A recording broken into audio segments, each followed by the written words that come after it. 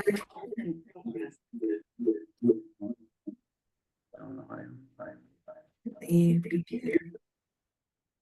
there we go. Good morning, everybody. Good morning. Good morning. I'll call this Tuesday, February 18th, 2025 meeting of the Jefferson County Board of Commissioners to order. And anything you want to do before public comment? How was your weekend? How was your long weekend, everyone?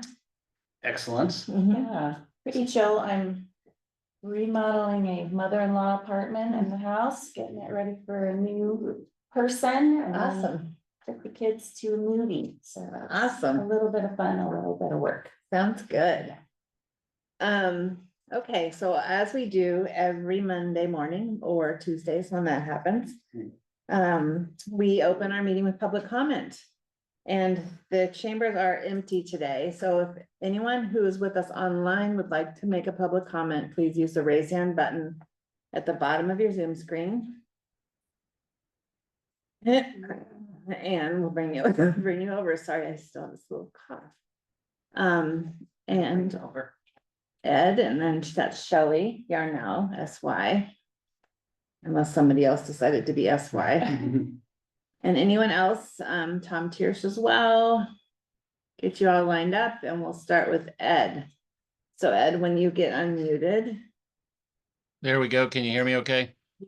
Great. Good morning. Good morning, Ed Bowen, West Jefferson County, continuing the saga of the South Shore Road. So I did receive last week from Public Works some excellent photography of the situation at the bridge. It appears to me now from the county's aspect, it's up to the park now to decide what they're going to do about what's referred to as the temporary bridge. I hope you got those photos. That's what I'm advocating, that the park speed up its process. I believe somewhere in past meetings, the park mentioned something about a culvert and a temporary bridge and possibly April. I think that's a good approach, but they need to plan for that, and they need to make it very public what they're doing. Because right now, if you try to talk to the park, nobody knows anything. And no, they can't blame it on the administration or whatever. They just have put this so far on the back burner, it's just not important to them. But I do want to bring to your attention something the county does have prerogative in this matter, and that is there's something called RS2, trying to find it here. There's something referred to as revised statute 2477, and that's right of way across public lands, and they're talking about federal lands there. And the county has a prerogative here under revised statute 2477 to claim the North Shore Road as a county road that predated the park's establishment. So if the park is going to continue this method of, well, we get to decide everything, we'll decide when we get around to it, and we'll finger point on the funding and all this kind of stuff. Well, the county does have a prerogative here under revised statute 2477. And I will just ask for the response to my comments today. Try to give me some update on what our congressional delegation is doing. I haven't been successful in reaching our congressional delegation since I last spoke to you last week. Thank you. Thank you, Ed. Okay, then I think Shelley was next. If anyone has joined us online and would like to make a public comment, there's nobody in the chambers with us, so we're counting on you folks online. You can use the raise hand button at the bottom of your Zoom screen, and we'll bring you over. We have a couple people already teed up, so we'll start with Shelley and then go to Tom. Shelley, you'll have 3 minutes for comment. Good morning, Shelley Yarnell Brennan. I'm here this morning to talk about the ticking time bomb in Jefferson County. None of the rest of the things you hope to get done will matter if you don't settle the most important matter on your proverbial plate currently. Yes, I'm talking about the Pleasant Harbor Resort project. Last Monday, Commissioner Brotherton said we need to take the time to do this right. Commissioner Brotherton, how much time is needed? In February 2019, you said good news to the final decision and order that was released January 30th, 2019. By a 2-to-1 decision, the board upheld Jefferson County and the resort and rejected the petition filed by the Brennan Group, stating they had not carried their burden of proof, demonstrating that the county failed to meet requirements. The Brennan Group's legal challenges in this case have all been unsuccessful in Clallam, Thurston, and Kitsap counties, as well as before the Court of Appeals Division 2. It is now 6 years later. Also last Monday, the commissioners received a letter from Mr. Mann of Statesman to DCD asking for a timeline that included reasonable fees, which certainly seems like an ask that would come from any developer, certainly of a project of this size. As a concerned Jefferson County taxpayer, I'd like to know what the response of the DCD director was to that ask. I recognize that I am a biased Brennan resident that wants the amenities, the economic growth, and the jobs that the master planned resort brings to all of us. It is my concern that the lack of oversight of the Department of Community Development has resulted in tremendous loss of tax revenue and now a looming lawsuit that will have a devastating effect on Jefferson County. We have heard each of you state multiple times that you want this resort and all it brings to our county, but your actions don't match your words, and we're watching time slip away. Do you really want a lawsuit and failed project as your legacy? How much more time do you need? Thank you. Thank you, Shelley. Looks like we have someone in the room that might want to make a public Yeah, comment. would you like to make a public comment? I certainly would. Okay, we have a couple people online and then we'll come to you. Thank you. Okay, so we're gonna go to Tom Tiersch and then Diane McDade. And if you're online with us and would like to make a public comment and you haven't already, please use the raise hand button at the bottom of your Zoom screen. If you're on the phone, you can press *9 and your hand will be raised and you'll be brought over. Okay, Tom, it's your time in the light here. In the light or in the dark? Good morning, commissioners. I have a quick question, actually. This afternoon, you're going to have a workshop regarding the formation of a PFD, and it's not listed on your agenda, but I was just wondering and hoping, actually, that you're going to allow public comment as part of that discussion and workshop. Thank you. Thank you, Mr. Tiersch. And the next person whose hand I saw was Diane McDade. And if anyone else is with us on the panelist list, would like to make a public comment, raise your hand. And then we have one gentleman in the room who would like to make a comment. So we'll go to Diane. And then I believe you're Joe. Are you Joe? Yeah, okay, Diane first and then you. So Diane, 3 minutes. All right, thank you very much, commissioners. Good morning. I wasn't sure if I should make public comment now or not about the upcoming workshop this afternoon, but I'll go ahead now.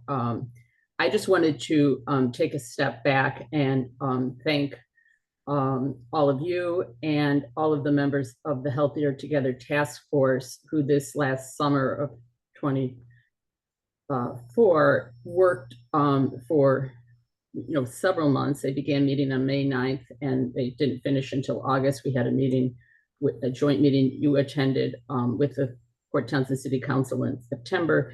And those individuals really paved the way to do a great deal of research in those meetings to help get us prepared for where we are today, where we might be considering the formation of the PFD. So I just wanted to publicly thank those individuals who served. I think you all know 6 of the 8 lived outside the city of Port Townsend, and they were tasked with a really hard job, which was to think about doing new research and taking a fresh look at all of the information that had been compiled the previous year. So those individuals were Todd McGuire, Nancy Spesser, Celeste Schoenthaler, Jim Scarantino, Adele Govard, Lynn Hovey, Cray Henry, and Mary Rothschild. So I just want to acknowledge their contributions, and they were led, very ably by Commissioner Brotherton, who facilitated the meetings. I was fortunate enough to be able to participate in all those meetings and the field trips, and it's really through their hard work that we are at this point today that we have I believe, enough research and background and deliberations that took place. Those were all public meetings to be able to consider a public facilities district. And it's just, to me, an example of citizens sort of in action, working in a collaborative, deliberative way. For those who weren't able to attend any of those meetings, they're all recorded. Of course, they were open public meetings. We got a lot of public comment, mostly in the form of written comments, so it's all available. So I just want to take a moment to thank everybody who participated in that process. I know there'll be lots of discussion about the PFD, but it's really on their shoulders that this is moving forward. Thank you. Thank you, Diane. We're gonna go to Joe in the room here, and then we'll go back online with a couple of other folks who, and if anyone else would like to make public comment online, you can use the raise hand button at the bottom of the Zoom screen, and we'll bring you over and call you up in the order people come over. Good morning, Joe. Good morning, Joe Beisch, Brennan, Washington, 33 years. Leader in South County, a voice in South County. The issue with the Statesman Corporation is near and dear to my heart. I am sick and tired of the poverty in South County.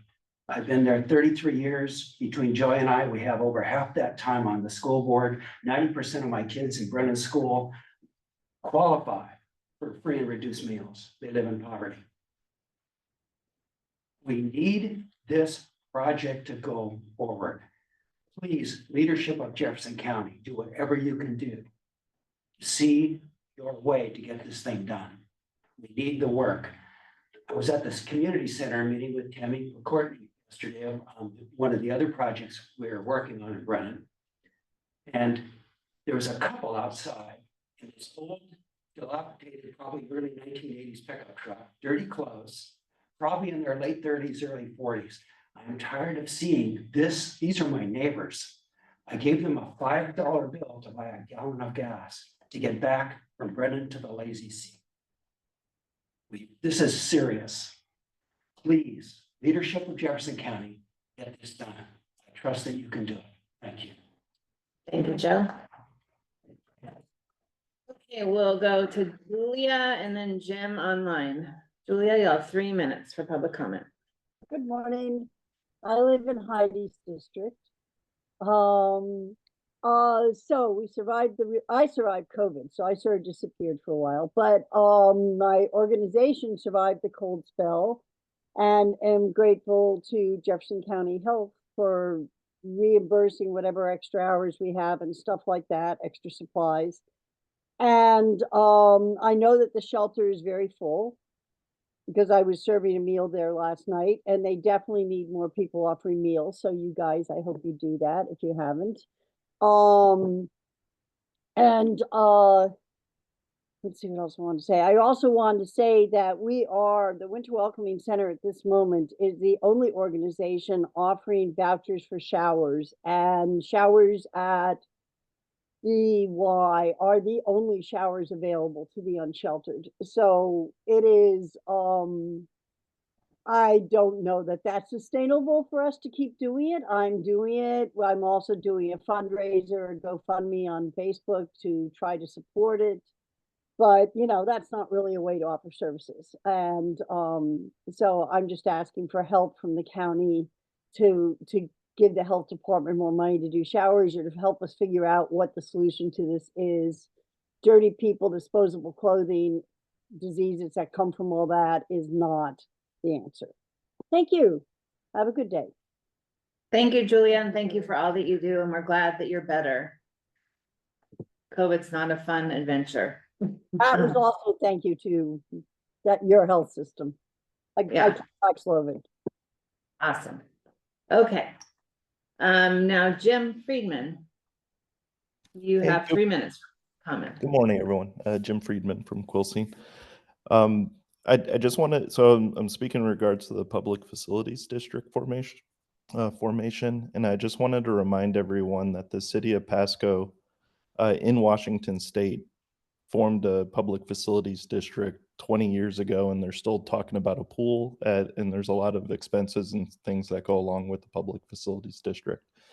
There's, in the information that was given out, there's information about like Croatia, and I think there's examples much closer to home, specifically city of Pasco, that I think could be used as an example or some pitfalls of the formation of this public facilities district that we should really look into, and that the information should be included for others that are making decisions. Right now, it kind of feels like we're cherry picking the best information to try to guarantee that a public facilities district is created. On top of that, I thought we were using the information from the current ongoing survey to determine whether or not there's an appetite for new taxing and things like that, which I thought the public facilities district was being created to become a taxing entity. If there's no appetite for the tax, what's the point for the facilities district to exist? Anyways, so that's it for me. Thank you, guys. Thank you, appreciate your input. Okay, is there anyone else with us online who would like to make public comment this morning? Who hasn't already? Can use the raise hand button at the bottom of the Zoom screen. If you would like to. Last call here for public comment.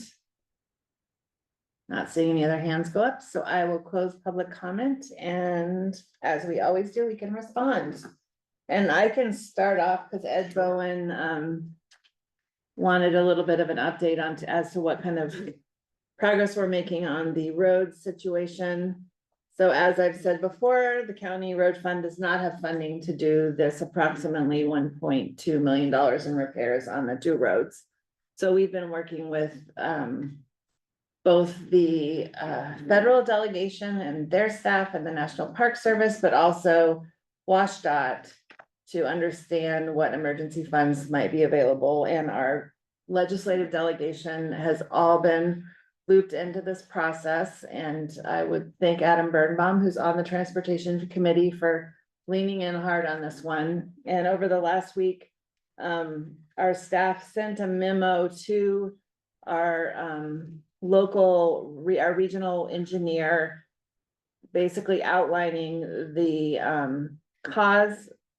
emergencies that caused the failures of both of these roads, which was something that wasn't clear was needed or where that information needed to be directed, but we got that last week and that memo has been sent, and we're waiting to hear whether WashDOT can free up some of those FHWA emergency repair funds. So progress is being made. Feels like the right communication channels are being navigated, and hopeful that we'll have some positive updates in the near future. But as I've said a number of times, it's all going to take time. And Eric did send an update to the entire kind of group that's working on this, and talking about that there hadn't been a lot of change in the road conditions, and sent some updated photos where the main change was snow on those roads. So, Right. To Mr. Bowen's question partially, what, have you seen any further engagement from the national parks? no, but I'm not sure. I mean, I don't write along on every communication that Yeah. Monty or Eric do. Mhm. And I get information from them when I ask for it, Okay. so I'm not sure if they've had any further, although when Eric does send his updates out, he does send them to the SULA, the National Park, director of Olympic National Park. Okay. I think it's a good question, and, figuring out how they can engage and, whether they consider this a priority, I think is important for us to understand how we can leverage them, so. I feel like most of the movement we're seeing right now is at the state level with our legislative delegation and Washington Department of Transportation. Staying on it. Yeah, Okay, so that's that one. Do you want to respond to Shelley and Joe, I guess? Sure. You've been flying closest to that issue. I mean, yeah, we've all been flying pretty close. I sent Shelley the response that Josh Peters sent to Garth Mann last week, public document. I had shared it with a couple other people as well too. So I sent that to her when she requested it this morning. I'm not, the direct connection to poverty in Brennan is a little bit more tenuous, I think, than but it's the illustration I agree with from Mr. Bice completely, and we do stand, with the project, and our administrative oversight is what we bring to that project. So yeah, we're in the same place that we were last time, which we're trying to move forward with it. And it takes far more than two to tango in this one. It takes about 10 different organizations and stakeholder groups. So yeah, we are one of them, and we are absolutely focused on it. And you know, the public comment doesn't change our intention, and it doesn't change our oversight responsibilities. I know no more communications with DCD that you've had in the last week. Just or- that letter Just the that letter, okay. came out. Yeah, and- we all saw that. Yeah. We're working very hard to try to get this preliminary plat before the hearings examiner. Mhm. We've offered a bunch of help. Statesman is seemingly a little reluctant to take our help. Mm.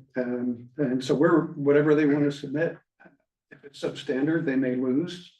You know, the hearings examiner could rule against them, and that's why we're offering a pre-hearing review. Mhm. We can agree on conditions and other things. Mhm. So we're bending over backwards to make this work. Yeah, I felt like that was the biggest progress forward that I was hearing, was that Mm. basically the agreement to just push toward that hearing and Yep. to And we leave have it a in the detailed lap of- schedule that we proposed for every step up into the hearing. Great. And so Philip and Josh, they cannot be accused of not paying attention to this. Yeah. This is up here on their priority. They're Yeah. working Yeah. hard. Great. Good to know what the barriers are to getting to that hearing from the project side. So that Yeah. might be the next thing to explore. Yeah, once we get to building permits, I think Yeah. progress will be very different. So this is the planning part, and it's yeah, challenging, but they're focused on it.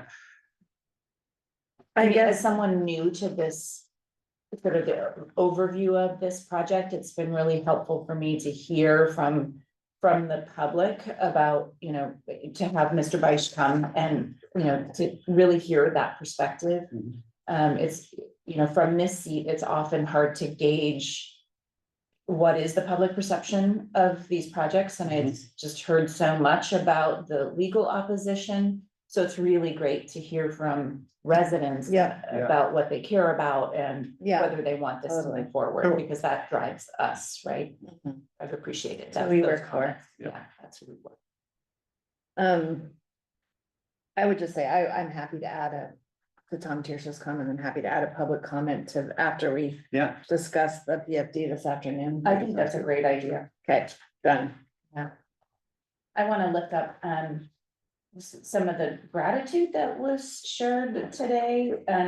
You know, again, Ms. Day just keeps coming and every week and giving us updates as she promised, which is, really, you know, is really positive and I think, I hope helpful for the community. But to hear all those names of the Healthier Together Task Force, I've Yeah. gotten to sit in just on the very first of those meetings, but really, as a resident, didn't really follow it much after that. So that was really wonderful to just hear and to be reminded of all the work that's gone in and that's been helpful.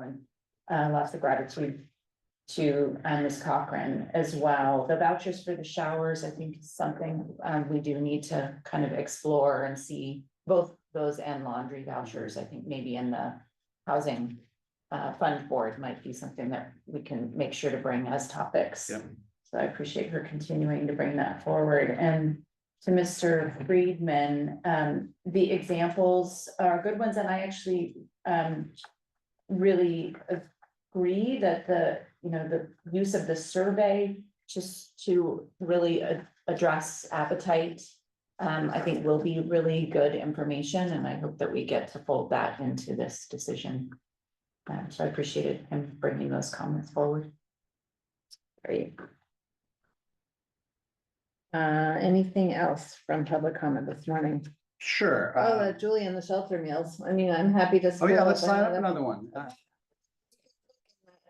You can cook in the kitchen, yeah. Okay. Certified, my mom just spent the whole last week with her, with Trinity United Methodist, they just spent the whole last Excellent. week and she had. All wonderful things to say about how fulfilling it was, how grateful the shelter guests were for people showing up, how supportive the staff was. What a great process it is, so just really want to encourage people to get online. You can go to Bayside Housing and Services website, their volunteer page. And that's, you can scroll down and click there, and that's how anyone, any group or a group of individuals can sign up to serve meals there. I think it only takes 2 or 3 of us too. I mean, I'm ready to Yeah. sign up again, so let's Yeah. offline schedule that. Well, we could each sign up for one Okay. and recruit Yeah. someone to help us. I think that would only, Let's do it. it's only about 20, 30 people, right? Yeah. Yeah, it's pretty Yeah. full right now, which is 20, 25. Could make a mean enchilada casserole. There you go. Nice. We're looking to get you. Cool. I have a few other responses, agree with everything you guys said. I mean, to Mr. Bowen, I don't think I would advocate that we try to take over a challenging road far removed from any of our facilities. That seems like a bridge too far. But we continue, I think, you gave a great report, Heidi, on the continuing efforts of Public Works to find the funding. Eric, That's, Eric Kuzma, yeah. gold Yeah. stars, bud. Totally. And yeah, agree with the workshop, having a public comment, and I really appreciate Diane, as Heather said, like raising up the work that's gone here, right? This is not, I think there's some, especially people just come in right now and they're like, oh, wow, why are these decisions being made so quickly? And they're not, they're really, we've had a public process that has spent years doing this, and we've had nonprofits trying to work on this project since 2014, including the YMCA, and making no progress. So when we talk about the PFD, it's not a bespoke tax automatically. I believe that Pasco actually formed their PFD just to form a PFD, They 20 didn't have years a ago. project. They didn't have a project in mind, is my understanding, that 20 years ago. And to look again to Pasco, they have successfully passed a 0.2% tax to build a pool. So ultimately, I mean, these things take time, but looking at that outcome as a negative is strange to me, because they've actually been literally successful at this. And we can talk about different ways to fund. I mean, already, of course, the PFD has been funded for its first year by nonprofit fundraising. I mean, this is a private-public partnership. This is what, and on the shoulders of the work that we've done. We can go into NPDs too. We got some public comment about why not an MPD, which is another question that we looked at the task force. And there's a couple reasons. One, the property tax, it clashes directly with funding for schools. So you have, like the schools were always very opposed to it. It requires 2 votes. It's really designed for a metropolitan area with a denser, closer to that location. So that's why an MPD was what they did in Port Angeles for the Shore Aquatic Center, and it was the right choice there. And we really looked at it, and I think if we were talking about the Mountain View Pool, MPD, I think is viable. But again, still, we had a lot of Linda Rosenberry was not. she was happy about not that crazy idea. with that, about that idea, and the whole school board was in the same way. So you kind of, is it a regressive tax? It is. Does it hit visitors? It does. Is it the only thing that a PFD can look to? No. Right? A PFD creates that organization that can continue to work with our nonprofit organizations and the public and the private. It creates that public entity that can keep working on this. Yeah, I mean, here's the thing that I'm really trying to wrap my mind around, certainly as a new commissioner and in the time that we're in right now. And I think we just got an email from Mr. Grant with a, article that he had written. Yeah. And that is, and I know this is happening at the state level, it's happening other places. While we move forward with these ideas about how to use taxes to accomplish things that I think we all agree we certainly want to accomplish. Roads is not something that we're all disagreeing we need to maintain, right? How we do it, how we come up with the funding, maybe. But while we're doing these things, can we also explore what the alternatives are and other ways of funding? And I'm looking to you too, Mark, because you really, helped to oversee and plan for the budget. But as a county, I feel like, and certainly as a new commissioner, I need to understand what all those other options are. And can we also be actively workshopping other ways to fund? And Are you talking about a pool specifically right now? no, I mean, all the things that are going to come down the pike, right?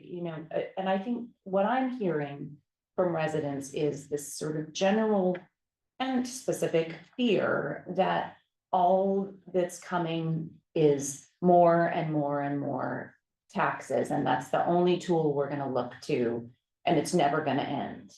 And And that's reductive. Obviously, we're already applying for grants for the pool, right? Design funds. And absolutely, you can't go to the voters without a design. You can't have significant fundraising without a design. So as you said, when we talked about the pool the other day, I think that sometimes development projects kind of look backwards in the way that they're going, but we need to, and it's like improv, you know, it's not one source of funding, it's yes and. yes. So we're looking at everything, and, you know, we're talking to the YMCA on the regular basis. We're looking for, you know, foundations and grants and all of these opportunities. And some of these opportunities, like if we want an outdoor athletic facility, an outdoor pool is much more grant fundable than an indoor pool. So, you know, as we go through the questions that the survey is going to help us get to real answers about, it'll open some doors and it'll close other doors. Agreed, I mean, agreed. I think the public, sort of my overall point is the public needs to see us doing those things too. And, you know, I've heard some of that already, and I can see departments working on grants. And as we look ahead, I mean, the budget is already set for this year, so this is not the time yet, although it begins very quickly in the beginning of the year, as I understand. But, you know, I think the public is really asking us to look at ways, you know, seeing us grappling with the ways that we need to make choices as a county about what we're gonna fund, right? And so I'm just looking forward, having not gone through that process with a board of county commissioners yet. I'm just kind of articulating what's going through my mind right now, that I look forward to learning about how all of that begins to happen. That, you know, we do have to make choices about the things that we might not decide to move forward with because we can't afford it. And the alternative ways that we may fund things in addition to seeking tax dollars. And it's going to be a complex process. I'm beginning to see some of the complexities of it, and I'll find, you know, ways to try to articulate that process to the public. And Well, you said in the beginning of your comments that in this time we're living in, and there's levels upon levels of unknowns right now. yeah, With especially federal funding, and, you know, I've shared a few things on Facebook, and I'm just like, how do I get off of Facebook? Because it's, we just stopped going to it. yeah, Don't I open know, it. I know, but every once in a while I'm like, let's just worth sharing, and then I get all these comments, and I'm like, how do we know what's coming? And we need to be prepared for responding the best we can. Because we don't really know what revenue sources are not gonna be coming to our community right. today, that we might know a lot more about in 3 or 4 weeks, but. I actually have a note to myself to ask that question really quickly. So I don't know, maybe this is an okay time. It was about, I know because we can't talk a whole lot during the week. I know you're on the Jefferson Community Foundation board, and there's some effort happening there, but we've also heard there's effort from Congresswoman Randall's office about collecting information about who and what funding might be lost federally. So I'd love to, maybe not at this moment, but get on the same page about what tool we're going to use here locally, so that we can each push that out to businesses and those who may be seeking or facing a loss of federal funding. Right now, I'm a little confused as to which tool to suggest people use, so I'd love to just have that conversation at some point. Well, are we done with responding to public comment? Because we have a couple of. We have a timed item, right? Business that we wanted to take care of. One is the proclamation. Yes. So, And you got the very, I know, we'll do the proclamation, and then we'll do consent. So can I say one thing? Just, Yep. I think Julia sent an email, she said, she was talking about laundry vouchers, not shower tub. Oh, okay. I think she said shower. Yeah, and that's what she said. She just, Is she have that amount of Thanks what they need? for clarifying. no, I'm I was confused because I thought mom stopped taking laundry vouchers, but maybe they're out of laundry vouchers. So I guess I had sent a note out to Pinky and Laura last week, but I have not heard back. Okay, yeah, I had heard, from, I think from public health that they're out. They're out of vouchers. Yeah, they're out of funding for that. Gotcha. So. Oh, so There there's was going to be, or maybe someone else was going to be speaking on his behalf. So if Let's anybody from- see. Have you officially closed public comment? You want to say something else? No, oh, I just want, I wasn't. No, I was gonna do it when Greg was done with the, I'm all done. okay, so yeah, public comment is closed now. And is anyone here with us in the attendee list to speak to the Jefferson County Parks and Rec proclamation? Doesn't look like it. I don't see anyone.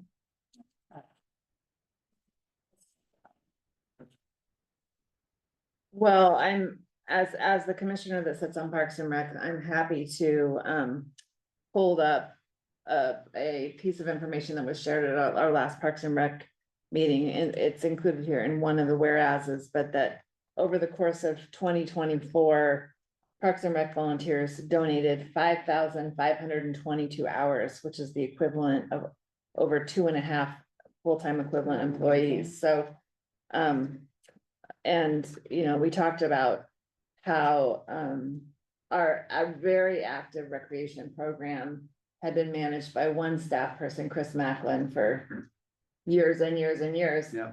And he finally got a half-time, another half-time, and they shared some of the programs that they're doing with the school districts. And it was like 240 kids Oh, yeah, all participating. It was over the county. huge. Yeah. It was so Huge successful. impact. Yeah, so, all of these efforts by Parks and Rec are leveraged by all of these volunteer hours. And so that is what we're recognizing with this proclamation. And I would, I'll start and we can just go down the dais. Sure. Okay. Okay. Proclamation. A proclamation officially recognizing the hardworking volunteers of Jefferson County Parks and Recreation in order to promote service, to value and commemorate the many selfless contribution made in care of the county parks and in support of youth recreation program participants.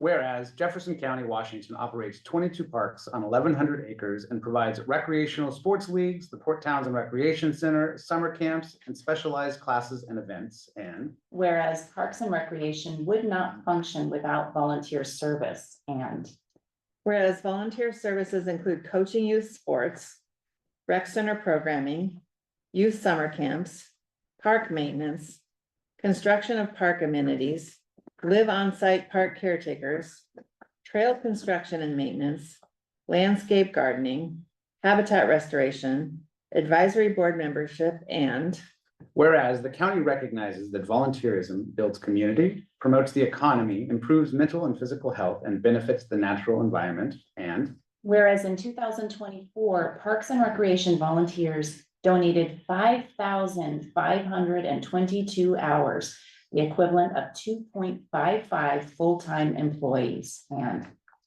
whereas www.independentsector.org estimated the 1 hour of volunteerism is valued at $40.28, and whereas the total value of Parks and Recreation volunteer hours donated in 2024 is $214,370. And whereas Jefferson County appreciates and acknowledges the public service provided by Parks and Recreation volunteers. Parks and Recreation Volunteer Appreciation Proclamation. Now therefore be it proclaimed that the Jefferson County Board of Recreation Commissioners does hereby recognize the volunteers of Jefferson County Parks and Rec for their devotion, dedication, and service, and desires a permanent record of their accomplishment. Approved this 18th day of February 2025. I entertain a motion. I'll move that we approve the proclamation as read. And I would second it. All in favor? Aye. Aye. Aye. I always thought these proclamations were a little performative or, Mhm. sort of, I don't know, You gave a nice read. a on that. lot. And I just love how much detail there is in these. It really educates you about what they're actually accomplishing, and it's astounding, like, the level of volunteerism. In fact, we we're just talking about how we find ways to fund things differently, and in volunteer work is a huge value, $40,000 plus that was saved by the county, by our neighbors' support and time. This is just a huge thing. I'm so glad we got to read it. Yeah, I was just reading somewhere that a county had just decided to kind of ramp up their proclamation efforts, and the reason behind it was that it gets these issues out in the community. With a And- level of detail that's really educational.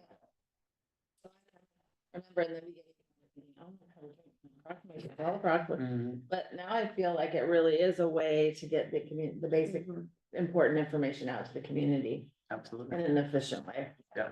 So, Yeah. And this is a really important one. I mean, we have great parks and they couldn't exist without the volunteer. Right, this support, you is know? one of those tools, services and assets that we have that you always hear, like, oh, parks is underfunded Yeah. and you don't. In front of closing the parks, but with this kind of support, you can keep parks open and really make them a service to the public. Yeah, it's a Great program. value, thanks to all those volunteers. So, we already voted, yeah. So, to move along to our consent agenda, which is very short today. Does anyone have anything on consent agenda they want to call out? I think for me, the only thing I was gonna say was a solid waste item. I think the agenda request summed it up well. What the changes were, it was mostly changing the meeting schedule. Yep. That was my question, just not having ever seen these bylaws before, was that the only? That was- change? Because I it think wasn't this was a red redlined. line. It was, I thought I there was didn't- one bit, I thought it originally was. I didn't see any red lines in it, so I was Thought just. there was more. It was the meeting schedule. The agenda request set. And there was Yeah. discussion about not recording the meetings anymore, but the Parks and, the Solid Waste Committee did not vote for that, so it was the change of the meeting schedule. The only other thing that I wanted to just call out about this, because we've been talking about LTAC bylaws. This is an example of a committee being responsible for writing their bylaws and sending it to the BOCC for approval, so I liked the efficiency of that, and see any reason not to approve it. Well, if there's nothing else, I'd be happy to entertain a motion to approve. I mean, I feel like we should talk about the other things just because it's so Okay. short. I Okay. don't know. No. You want to. No, I appreciated material change policy. It's kind of just catching up with absorbing the transportation benefit district. Yeah, Right. just kind of a final detail. Heather, someone in the public is commenting that your voice is coming in and out. If you could speak up a little bit. I don't, unfortunately, I don't know that it's gonna work I will try, absolutely, but this has happened before. I think it has to do with the distance. Okay. And someone did suggest that we try using these microphones again.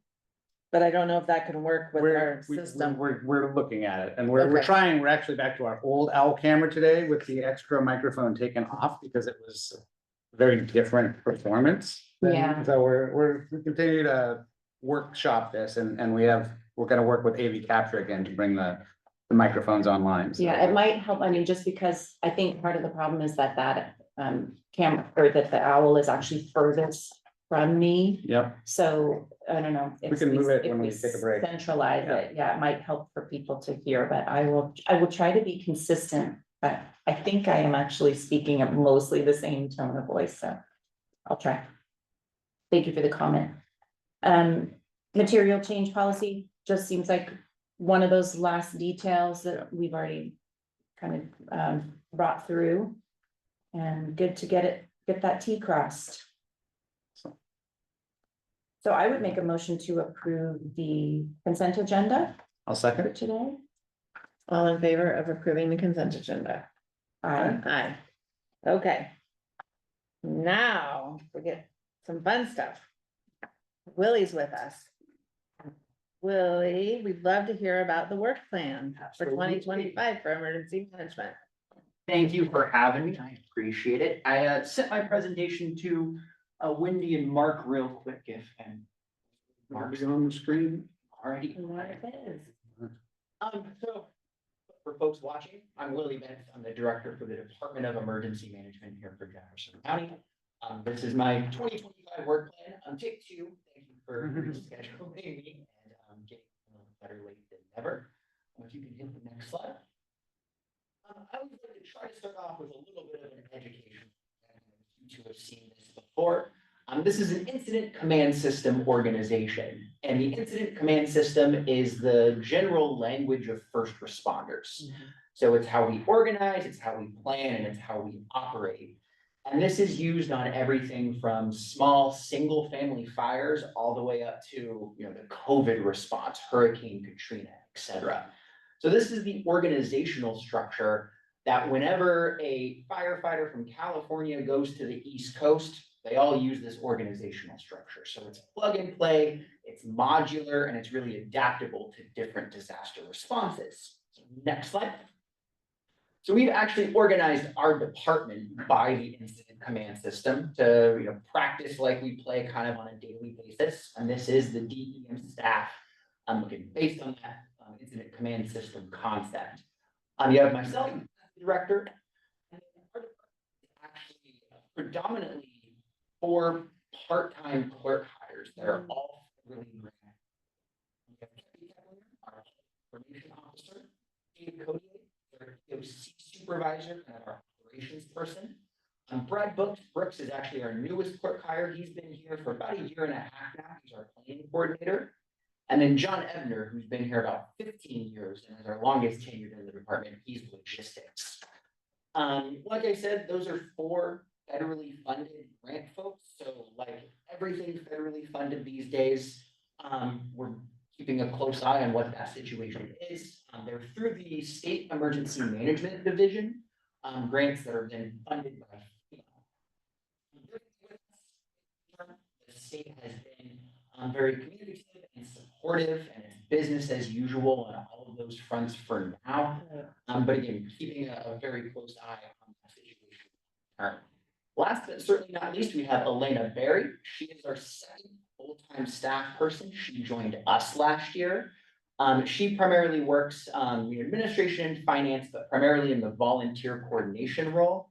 As you talked about with perks, us and DEM as well are predominantly a volunteer organization. And we'll talk about our different volunteer programs and all the work we have done by volunteers a little bit later on. Elena has really hit the ground running and has been a huge help for us. She does all the volunteer administration, the background checks, the paperwork, helps with all the organization and kind of getting, so she's a huge advocate, and we're very much happy to have her. And she's not federally funded. She is not federally funded. She's general funding. Just the 2 of us. I always just say we are the smallest department in the county, but through volunteers, we're able to do a lot more than just our 3.6 FTEs. And the board added that position, what, 2 years ago, 3 years ago? About, yeah, 2, maybe 3. Elena is the 2nd person to fill that role. We did have a young woman move up from Texas, who was also fantastic. But you know, stop me if you've heard this story before. She couldn't find housing in the area and moved to Vancouver, Washington. So she was great. We were sad to lose her, but Elena has stepped up and stepped in a very big way. Next slide. So using this as a little bit of an education opportunity, FEMA has a program called the Homeland Security Exercise Evaluation Program, where they have 5 improvement areas for emergency management organizations to focus on. This is sometimes referred to as POET, or POET, planning, organization, equipment, training, and exercise. So we've worked to kind of focus on 1 or 2 of these a year as we look to kind of grow and build and expand our capabilities. Next slide. Last year we focused specifically on planning and organization. Coming out of COVID, our department theme in 2023 was just back to basics. We were just trying to return to some sense of normalcy after a 3-year COVID response. And so going into 2024, our focus was on kind of rebuilding the organization, examining our volunteer roles and responsibilities. And we had a couple of big planning projects on top of that. Last year, planning and organization, and we'll go to the next slide.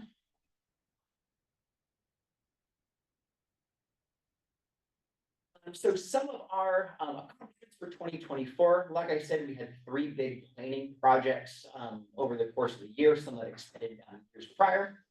One thing we did, our comprehensive emergency management plan was submitted to the state by the end of the year. The comprehensive emergency management plan is our basically our organizational document, how we respond to emergencies, the policies and procedures governing our emergency response. We had gotten an extension due to the COVID response through the end of last year, submitted that in December. We actually got our review back last week, and I'm meeting with the state later this afternoon to review that.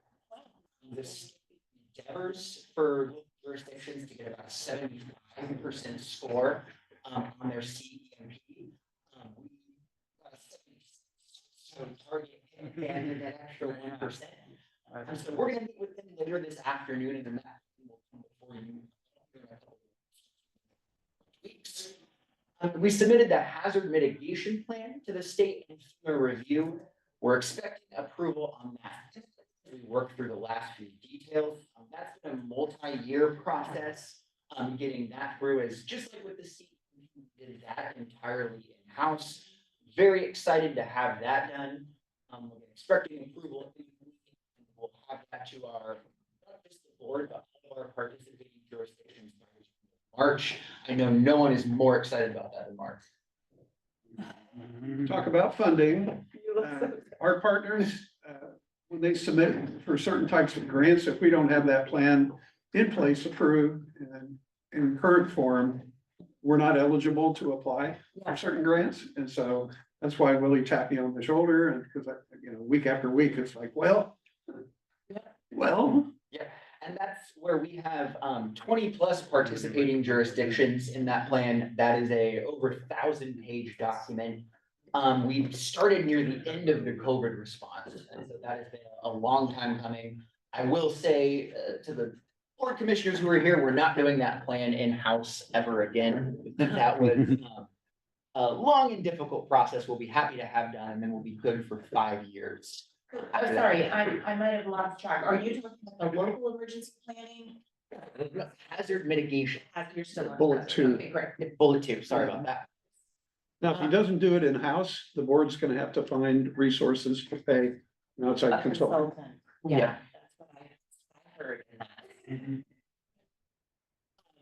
The local emergency planning committee, that was a state requirement that we were, we had never been in compliance with. The LEPC, as it's called, is a hazardous materials kind of review committee between DEM, the local fire jurisdictions, law enforcement, organizations like the paper mill, etc. We stood that committee up and developed a hazardous materials response plan that's actually going before that committee on Thursday for approval and adoption. I'm so excited about that. A few of the other things we onboarded our new coordinator, revamped our Think Plan Do preparedness guide. One interesting thing, we established what we call GREEN, our grassroots emergency education network. And that's basically a collaboration group of all of our different volunteer programs. So neighborhood preparedness, our community emergency response team, VCOM, ham radio operators, our medical reserve corps. So that's basically a collaborating group for them to all get together, kind of streamline resources and streamline our outreach and education programs. What's DART? Oh, DART is Disaster Air Response Team. That's a group of volunteer pilots, single engine aircraft to actually fly resources in and out of the area after a major disaster. They exist primarily on the East Coast during hurricane season, flood season, etc. But after a major earthquake, they'll be a really invaluable resource for us. Classes and outreach, it's actually 1,033 classes and outreach and educational presentations. We had about 400 people at the All County Picnic. And then we're servicing a total of about 10,000 people. That was first aid booths through the Medical Reserve Corps or just tabling at various events. We had an exercise during the Great Shakeout. We had a disaster air response team exercise, EOC activation for the Mount Jupiter fire, and sent a total of 83 Nixle text messages throughout the year. Next slide. Oh, and before we do go on, the last thing I'll say, just on a personal note, I did miss a significant chunk of time in 2024, as I think you guys all know. And so again, huge gratitude to the volunteers, to the staff who held down the fort while I was gone and kind of in recovery. So that was all with, again, a very small team to begin with. I was out for a significant period of time and we still managed. We're just glad you're Proud well, of the Lily. team. Yeah. Back in, Great, super grateful. better than, as good as ever. So our theme for 2025, we want to focus this year on training.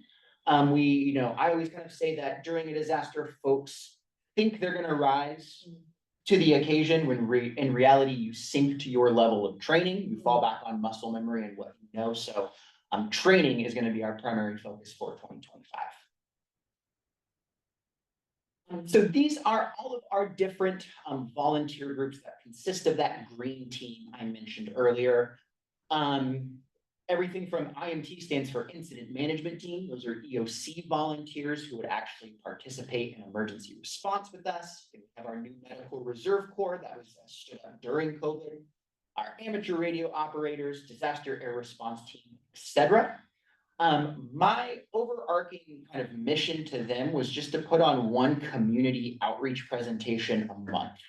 Just let's go to the public consistently, make it repeatable and predictable, and do as much as we kind of possibly can to get the word out there. We started that last month at the library. We actually were victims of our own success just a little bit. We had 81 people was the official count, but we were out of parking at the library. There was standing room only kind of back up into the hall. Actually leaving because there was no room. So this is on people's minds. There's such a demand for it. Yep.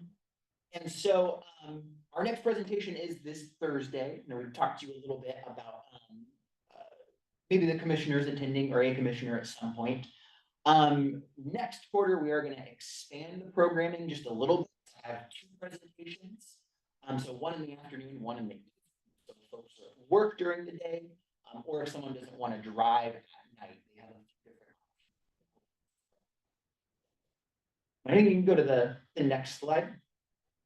Question about the screens while we're on it. You had mentioned DART as a national. But my understanding is screens is something you're coordinating locally. Correct. And so how are you both coordination with something like DART?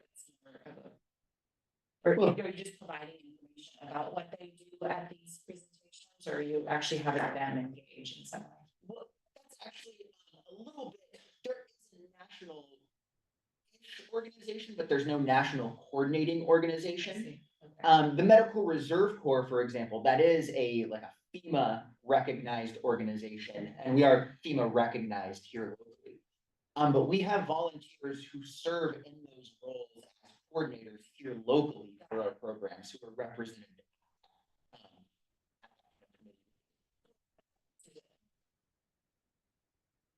So this was more information about our volunteer outreach, including our flyer from last month.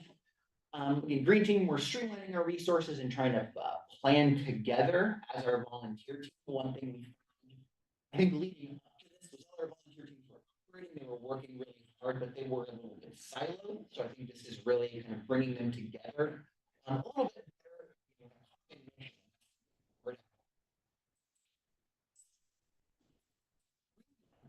Of this outreach, January was individual preparedness, February is neighborhood preparedness, and then March will be community preparedness. So here's how to prepare you and your family, here's how to connect with your neighborhood, and then here's how to connect with your community. Leading into summer, we'll be focusing on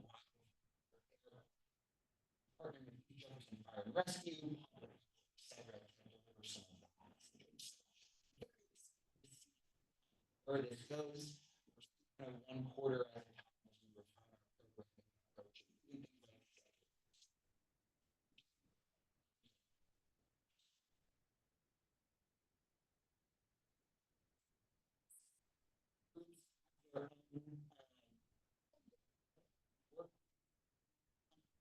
Our Medical Reserve Reserve Corps in particular has been doing a lot of training in neighborhoods. So there's been a really good example of partnership between two specific programs. Dave Codier specifically is one of our part-time clerk hires, but he is one of the leaders in the Medical Reserve Corps, and he's honestly out in different neighborhoods once a week doing the training on first aid, on triage, on some medical principles. So he's been working really hard along with some of his retired doctors and nurses to get that training out there. Our volunteer emergency communicators, for example, they do radio checks every week, are working on our overall county disaster communication plan, maintaining our radio equipment and communications infrastructure for the big one. CERT is in a little bit of kind of a transition. CERT, if you don't know, is a program, and it's a certification that requires 24 hours of emergency response training, which has been difficult for us to schedule and deliver for folks. It's a big chunk of time to commit. So they're actually working with them to kind of reimagine what CERT's going to look like. I don't know if it will precisely under the definition of certification, but they're really committed to leveraging their expertise to providing training and kind of skills-based development on everything, like search and rescue, fire extinguisher usage, things like that. So we'll see how they go from there. Next slide.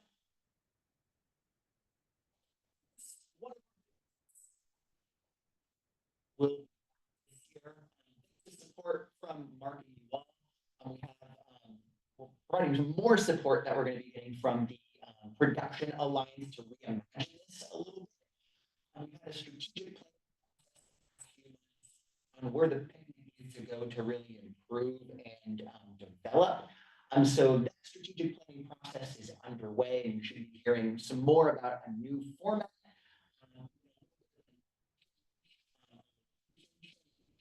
Some kind of new and exciting stuff from the all-county picnic.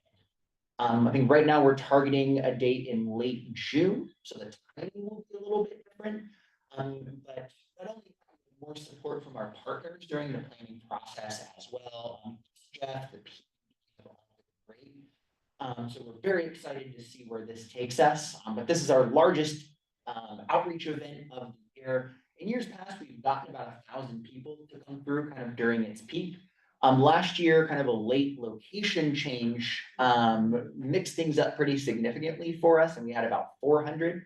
But we still get really good engagement, good community connections, and we recruit a lot of volunteers, if not for us in DEM, at least within neighborhoods. Folks are able to make those connections. So I'm excited to see where the all-county picnic goes, and we'll have some more information on that out to you all shortly. I actually kind of liked the COVID chapter of all county. We gathered in our neighborhoods, you know, with our core group. Yeah. And I always thought, well, we should do that anyway, not as part of all county picnic, but you know, we need to maybe use that as one of the legs of the stool of all county picnics, encourage neighborhoods to have their summer gatherings. Progressive, you know. Yeah. Corn at the picnic and then something to a little Corn dessert. casserole later, corn pudding later.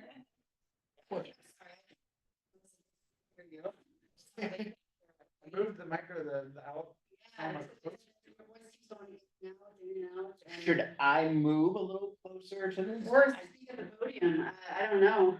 No, here, let me center it. I've gotten quite a few emails, so I thought I'd come down. We heard the same thing. Yeah, don't come up to the podium. Let's just like recenter this here and then kind of come over here.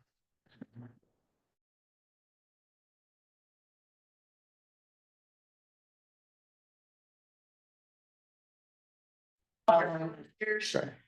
Emailing me and letting me know you're not working. Okay.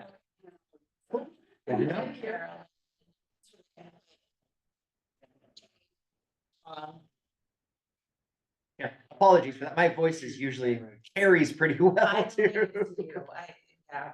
It's gotta be the equipment and we need to figure out, address it. All right. Okay. Hold on one second. We're not. Yeah.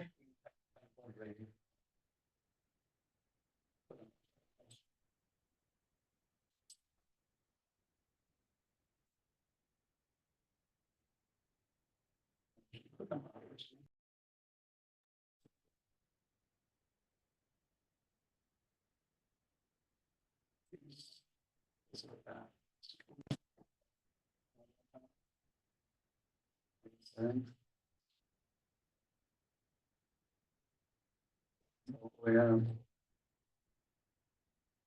Kind of just watch that as he's talking. Okay. All right, you're good, Willie. Thank you. Cool, okay.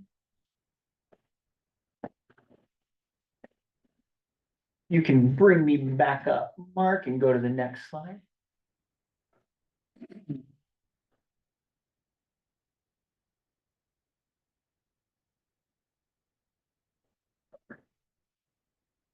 Perfect. So one thing we actually did last year, developed a training and credentialing plan for our EOC responders. I'm kind of sad to admit that previously we didn't really have one. So the FEMA standards to what they call type or certify an ICS personnel, impossible for us to commit to locally. 80, 120 hours of training plus real life experience. Something that would take one of our volunteers 10 to 20 years to actually accomplish. Yeah. Locally, we don't, honestly, we have Chief McKern down in Quilcene is a type 1 liaison officer for FEMA. I know that Emily Stewart at East Jeff has been working towards her finance chief certification, but for folks in the Jefferson County EOC, just impossible for us to kind of meet that threshold. The State Emergency Management Division was working on an EOC credentialing plan for years and years and years. Still not really applicable to smaller jurisdictions. So we looked at what FEMA was doing, the state was doing, other local jurisdictions like Clallam and Kitsap. Brad Brooks took on the role of our training officer and helped put this together and developed a training and credentialing plan for our EOC responders. It's actually realistic and attainable. Classes that are available somewhat locally, either down in Kitsap or down at Camp Murray, where the State Emergency Management Division is held. And a realistic amount of training, but we'll also giving skills the knowledge and the know-how and the information to actually follow through on those roles. Unfortunately, we didn't get the funding to actually send anyone to any of those trainings. So we're kind of back to not square one, but square two, reimagining what it looks like to actually train people locally and try to build them up to a level that's, we have certain expectations, requirements that are achievable locally.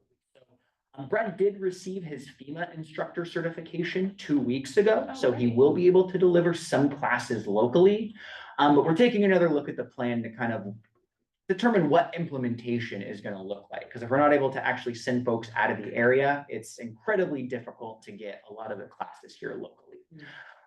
So once we reimagine that, we'll roll that out to our volunteers and start training folks up, as our operations section chief, planning section chief, and all those ICS roles you saw a little bit earlier. So it's something we have to reimagine, sans funding, but we're confident we're going to be able to get some training here locally and build some folks up and really deepen our bench within the EOC since it's shallow for now. Was that? No, it was general fund funding.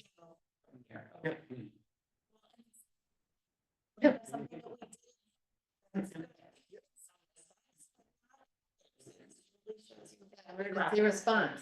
Yeah.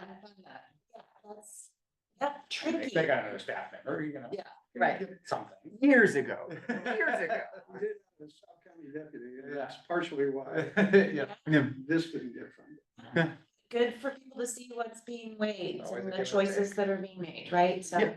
thank you for highlighting. that. If When we say no, it's not forever.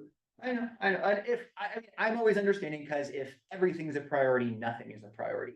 And we talk about that a lot in the emergency management world, and that's honestly more true at the Board of County Commissioners. We can't just, everything's important, cut a blank check for everything.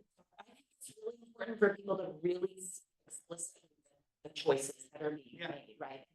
And so that we And can good decide. for our new commissioner to see this. Choices that are made. Absolutely.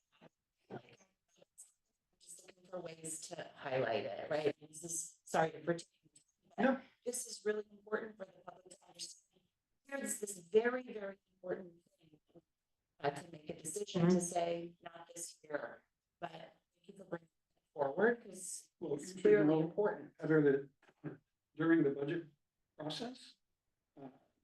the board every request for general fund money, and we make recommendations to the board, and you vote. And so this is not new to the public. This was talked about in the fall. I'll bet you there are people in the public who didn't hear this. Well, I'm sure. And who aren't hearing it today. Maybe. For sure. Thank you Cool. for letting No, me. I take that. appreciate that. I didn't want to, bring it up explicitly, but I'm glad it was a valuable point It for is. everyone. All right. Next up. Some of our other events and exercises. The Great Shakeout is always the third week of October. That's something where we encourage all Washingtonians to drop cover and hold on and just take a minute to practice as if it were a real earthquake. But we also take the opportunity to do an EOC, an Emergency Operations Center exercise. So I mentioned we had a pretty solid one last year where we had over a dozen volunteers in the EOC. We participated with close to 20 neighborhoods to test communication protocols and kind of practice our damage assessment and talking with the neighborhoods. So we'll do something similar with that again. Last year, we also had Kevin Hitchcock, our GIS coordinator, out to help us with some of our mapping and kind of data tracking processes, which was super helpful. So that's every year. This year it's October 23rd. So we're looking forward to that again. Mentioned the disaster air response team. They have a drill every year, usually in late June, early July. That is actually one of my favorites of the year. Every year there are certain communities that are catch points, and there are certain communities that are donors. And so the donors collect food, their non-perishable items to be donated to a food bank. Volunteers get on their planes, load it up with food, fly it in to the catch point communities. At the destination airports, volunteers are trained on aircraft safety and how to unload it, how to track it all. And then all that food is donated to that local food bank. So we were a catch point 2 years ago and had, I think at the end of the day, it was something like 3,500 pounds of food donated to local food banks. Plus a number of volunteers trained, and it's just kind of a fun exercise. So planning on that again this year. We don't have a date locked in quite yet, but that is a very fun one and something that's useful for all of our volunteers, especially our DART pilots, but also goes to a good cause as well. So we kill kind of two birds with one stone on that one. Some of our planning projects this year, I know Commissioner Eisenhower is familiar with this. As part of the community wildfire protection process, we are developing a comprehensive evacuation plan that's going to be wildfire focused, but also cover tsunami as well as hazardous materials. So we're going to be building on, there's an annex of our comprehensive emergency management plan that deals with evacuations. It's all of 6 pages. It's very, very, very high level. So we'll be going into a little bit more detail, identifying evacuation zones as well as routes, building up some of our processes and procedures among first responders and how we coordinate and then how we communicate with the general public. We had this is first meeting last week, but this was assuming this was the first week in February. We had our first meeting at the end of January and then have another meeting at the end of this month as we start to build that planning process up. We will have a tabletop exercise in the spring. That's discussion based where all the first responders and public safety folks will get to talk through this. I know Chief Black at East Jeff is very adamant and passionate about doing a community-wide drill. So actually evacuating a neighborhood or neighborhoods and have first responders on the ground. So we'll see how far we get on that this year, since we do have a big plan to write and lots to discuss. But at least, if not this year, next for sure. So we're excited about engaging the general public in that plan as well. Regarding evacuation, Yes. I have gotten a couple of direct requests from business people in downtown Port Townsend, really interested in getting together to talk about an evacuation plan there for members of the public in the downtown area. So I just want to pass that along and volunteer to whatever I can to facilitate conversation. I know the Main Street program is a really great tool people in the downtown core and in the uptown, Port Townsend business districts. So that might be a good point of contact and just Yeah. just the time of year and that's simply what seems to be on the minds of business people in both the downtown and uptown business cores, and that may be the case in the Hadlock business core as well. So just as you're thinking about evacuation. Yeah. Business communities. Yeah. I'm curious about too, how we work with the city. Is this, do we, evacuation for the city? They're a part of our evacuation planning. At our first meeting, Tom Olson, Emma Bolin, and Steve King were all a part of that meeting. So they are going to be a part of this comprehensive evacuation process. They're also developing their master streets plan, which includes ingress and egress for emergency response vehicles. So they're actually going to have a little bit of a head start on the process. But yeah, we'll be a part of our planning team, and it will be a county. Businesses from downtown Port Townsend reach out to you or to the city in terms of getting folded in to the process. I've just learned over the last 4 years of where some county are treated differently. Yeah. So I'm just wondering who would someone reach out to, like if there's, say, the Main Street program or some entity in the city downtown that wanted to get involved with evacuation planning, how would downtown get looped in?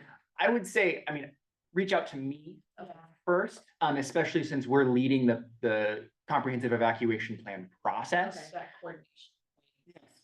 So about business core, you've got Brennan, Hadlock, there's areas that they want to kind of coordinate. Just an interesting kind of twist on, as you focus on neighborhoods. Also focus on those business communities. Yeah. Business cores or business centers in prep, are there any emergency, like neighborhood emergency response groups like there is for my neighborhood in Hadlock, which is very close to the urban But center? for the business community, Yeah. as a neighborhood, basically. I mean, I would. Yeah, we have not at this time. No. That would be a way for them to organize themselves. That's actually a good idea. Yeah. Basically, they could create their own neighborhood prep group, but as a business. Yeah. With- I think it makes sense with some tweaking. Since there is I think a few different considerations for a business Sure. as opposed to just a neighborhood, but yeah, absolutely. I will say we were working with the chamber to put together kind of a group for businesses as well as other community organizations to talk about disaster planning and come together. That was really targeted towards businesses. Our first meeting for that was scheduled for March of 2020, and we still have never revisited that concept. So They don't exist anymore. Right now. Right. not Yeah. chamber. But, okay. So just for a further Yeah. conversation. Also fold in the school communities. Right? Yep. Community of people that are all together in given moments. So Yep. just- And we have a few things to chat about as well, so we'll add that to our list.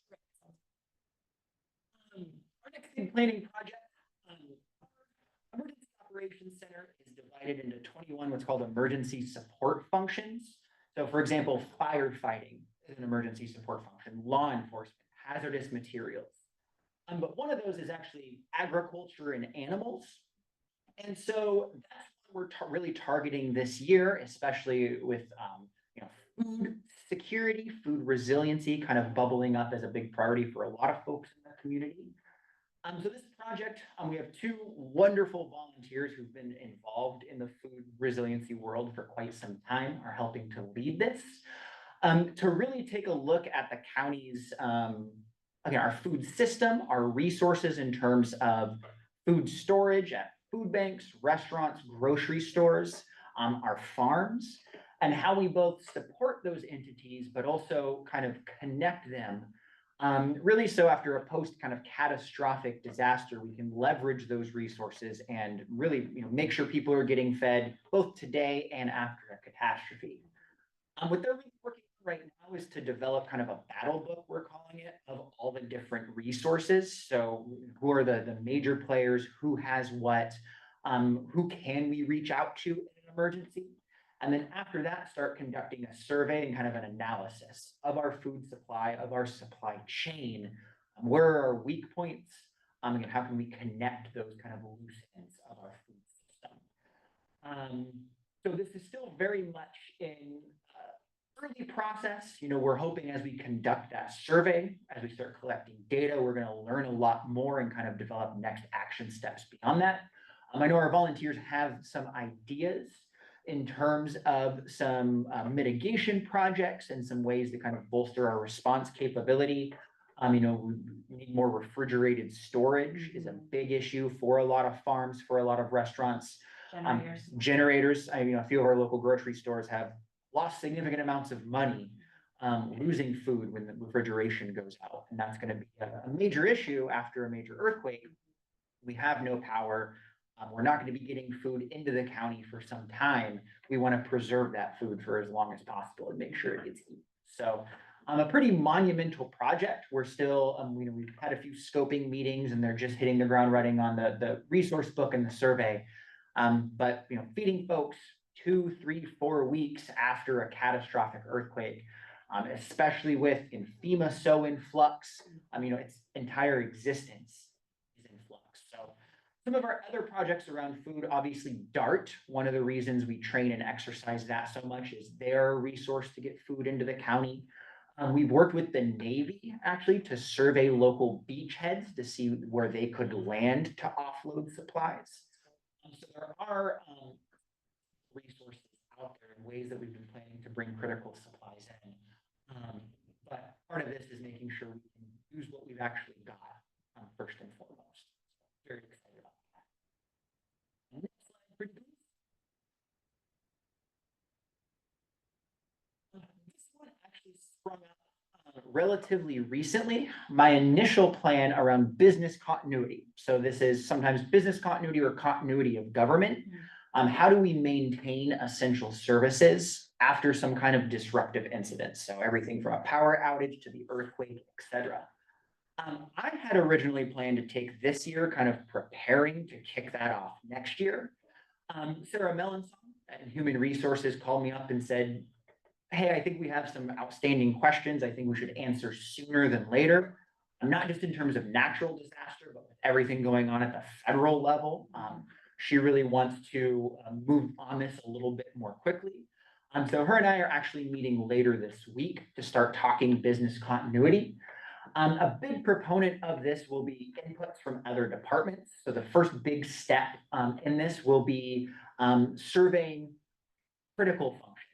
What are your critical functions and how long can you ostensibly pause them for? Does this have to start up within hours of the event, like things like law enforcement and public safety, or can we pause those for a longer period of time? Then working with central services to identify recovery timelines, things like alternate facilities, generators, things of that nature. So again, hadn't originally planned on this until just a couple of weeks ago, so we are squeezing this one in. We'll meet with Sarah and then talk with Mark about kind of how to strategize that. We want to make it as we don't want to make it a burden on other departments, but we will have some questions and some surveys as we start to put this together. So we'll make it as easy as possible, but also given its importance, we'll be asking for some help. This is something that I did when I worked at Humboldt University, now Cal Poly Humboldt down in Northern California. We had almost 50 individual departments that we helped develop their own business continuity plan. So it's something I have a little bit of experience with, just not within this county. But again, this will help us both in terms of natural disaster, financial issues, all sorts of different scenarios. And it's something that we, since my time here, haven't really explored. And, and when I got here, we didn't have much of a continuity plan in place to begin with. So I'm hoping this will be a good next step towards, again, building resiliency within our organization.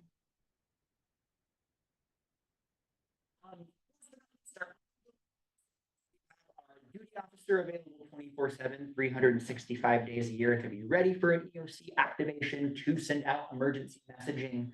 Unlike Nixle, our text alert service, we're always recruiting volunteers, working with our volunteers on whether it's their own individual neighborhood planning, or whether it is training and engagement, all sorts of different, I mean, it's almost too much to name at certain points. We work with other organizations on developing their emergency plans. You mentioned the school district a little bit earlier. KEPI has been working with Scott Mock for the past couple of years with the Chimacum School District on developing their emergency plan and conducting some training there. So all the different things we do to kind of build resiliency that don't rise to the level of one of our big work projects, but are kind of always ongoing, always churning in the background.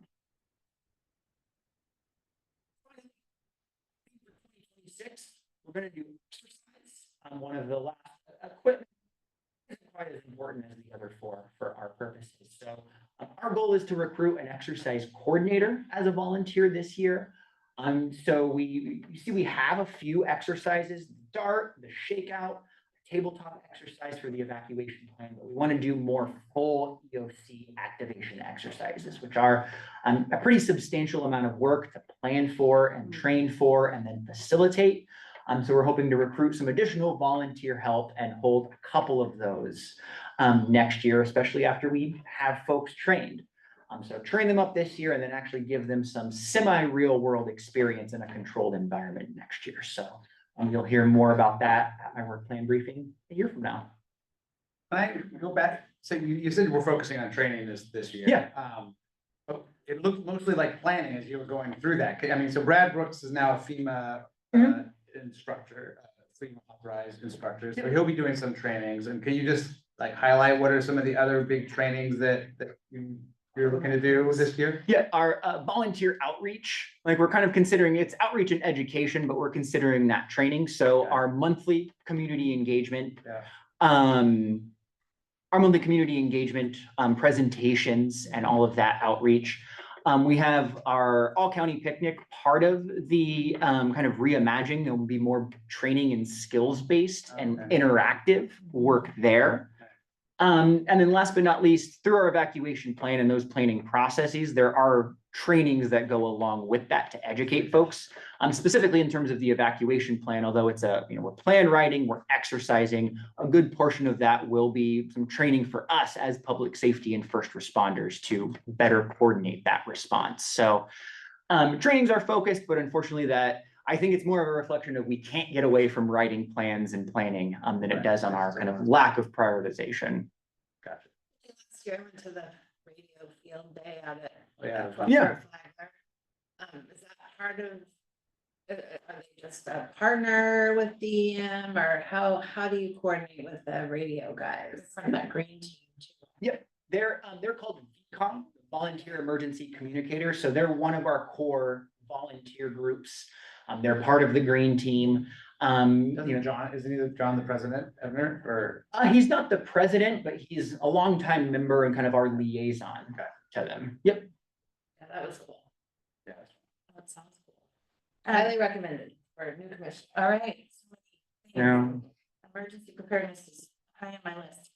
Who's the duty officer? I didn't see. Is that a rotating responsibility? It rotates between all the DEM staff. Yep. So we take week-long shifts. Yep.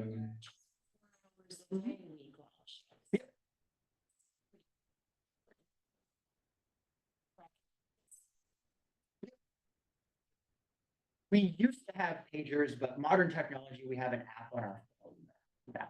But we still hold pagers to listen to the radio. They just don't actually page us out. Do we have time to item it? We do. Okay. All right. I just have so many questions for you. Don't hold your questions, but I'm sure these guys can relax. We can make Catch their breath. Would love to sit down with you. I think we need to talk about Thursday attendance at the NCAP meetings. I think you said that you were interested in it. Yeah, I am. Yes. Okay, great. So I it's Thursday. Unless you're available or want to go, so we can kind of coordinate back and forth. We talked about the evacuation plan. All county I just wanted to, probably already have this on your radar, but you said we're picking a date. Mhm.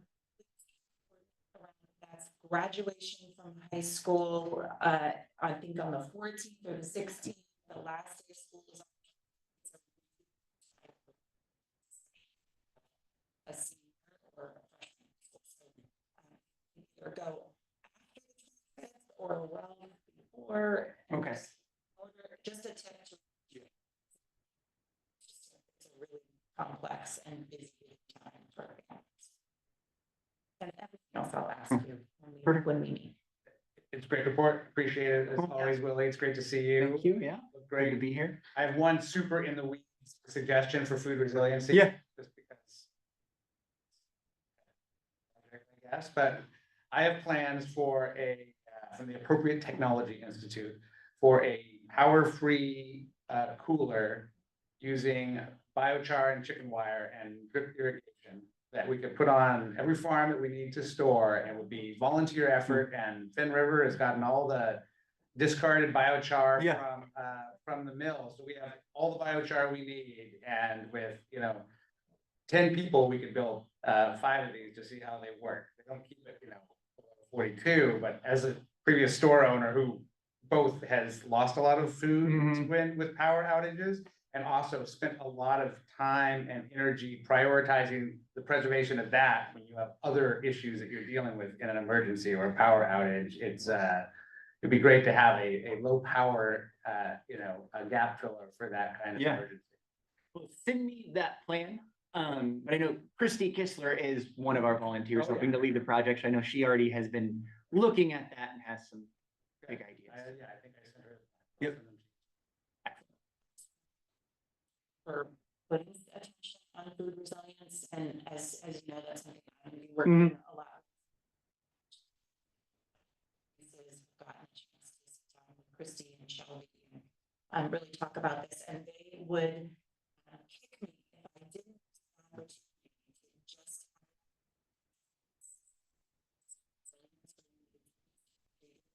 infrastructure as is important. It is part of our infrastructure, and the more we can think of food in our food systems as necessary infrastructure for communities, we're going to be better off. So I really want to thank you for, I can see in this planning process and what you've been communicating that you're really starting to put food systems high on the list.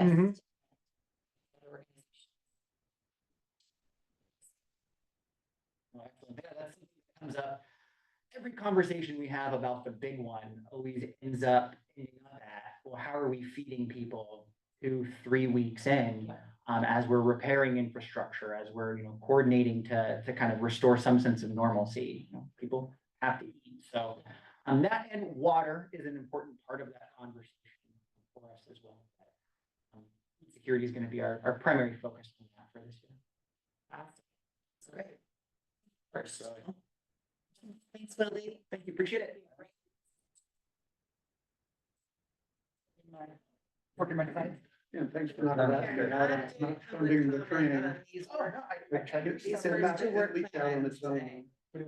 So emergency management and DC work planning do not have public comment as part of them.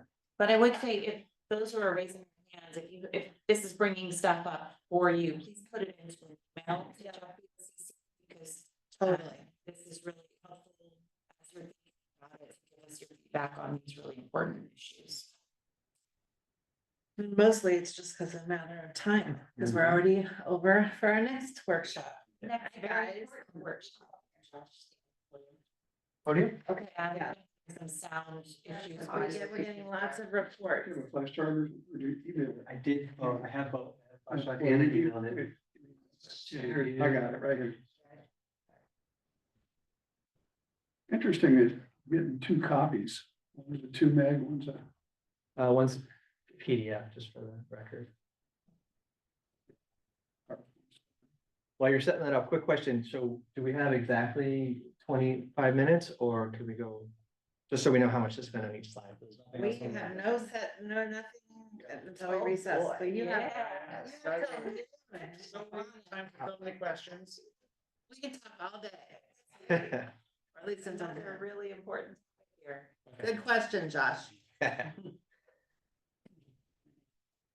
right. Well, good morning, commissioners. Josh Peters, Community Development Director. And we're here to present our 2025 work plan. Next slide. So I'll be doing most of the talking, but we do have some other participants. We've got Chelsea Pronovo, our Administrative Services Manager, Greg Ballard, our Development Code Administrator. They'll be taking some slides here.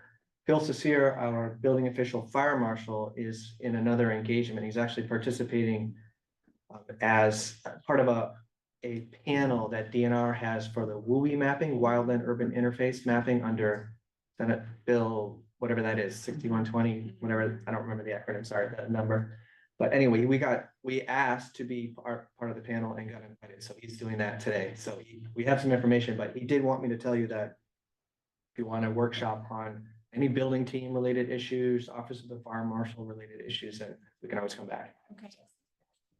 And then, of course, this information, we put it together, but it wouldn't have been done without any of the staff in our department. So all the teams are listed here. And of course, we have Brent Butler, our Chief Strategy Officer with Special Projects, and Brent has already given a work plan update to you, is my understanding. So next slide. This shows those teams as they lay out in an org chart. Let's see what to point out here. So one thing I'll point out is that we did a little bit of a shift when we had Mochi Lindblad fill the principal planner position. That is an exempt position with supervisory responsibilities. So then Mochi began supervising essentially the long range planning team.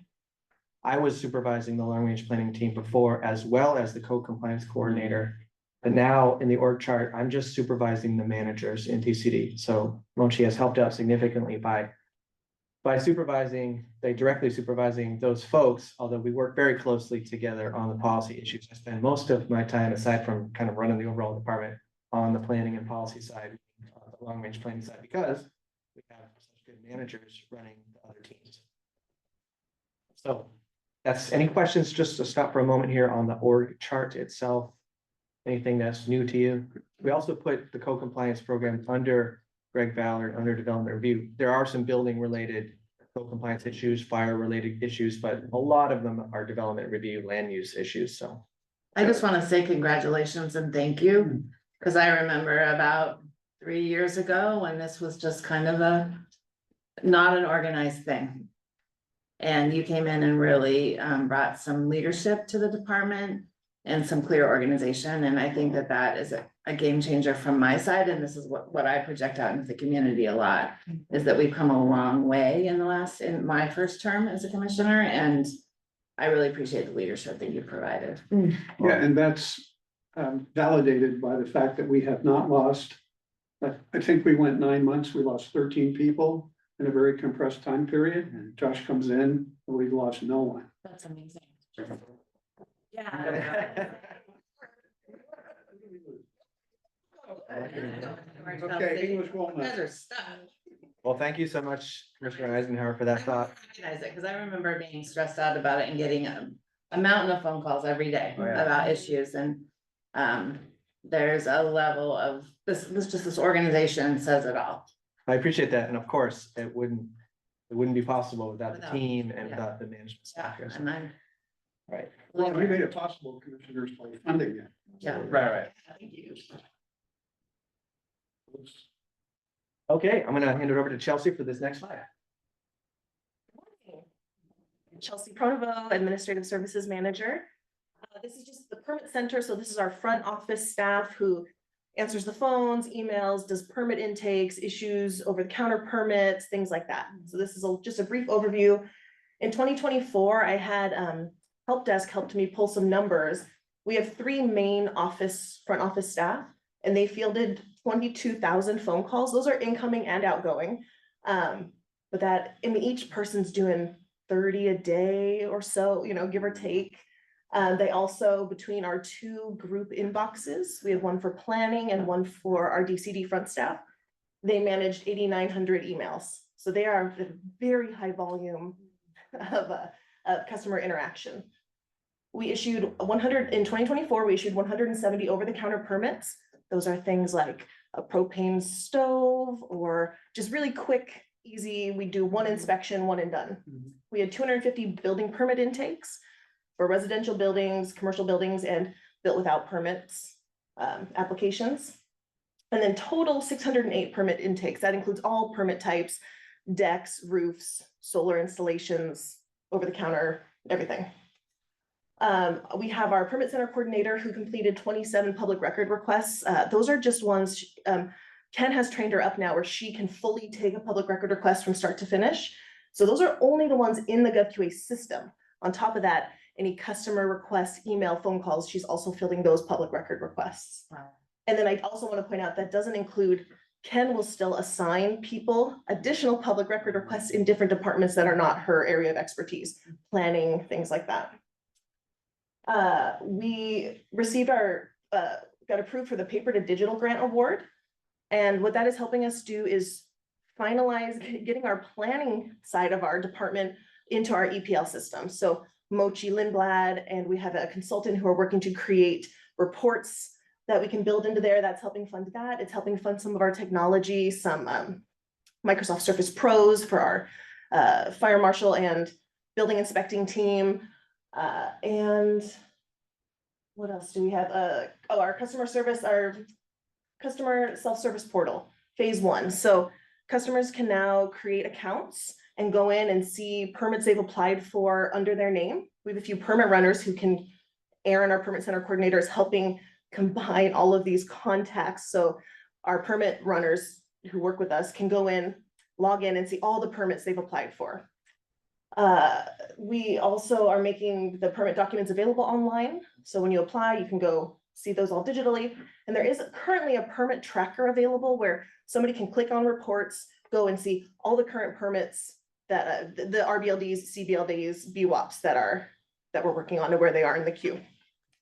Our 2025 goals, we are currently putting a spot on our website where we are going to create some reports that will be available. We want to be more like monthly. Here's how long it's taking in March for items to be issued. We also have some of our permit timeline goals. So in 2024, 14.5 weeks for permit issuance.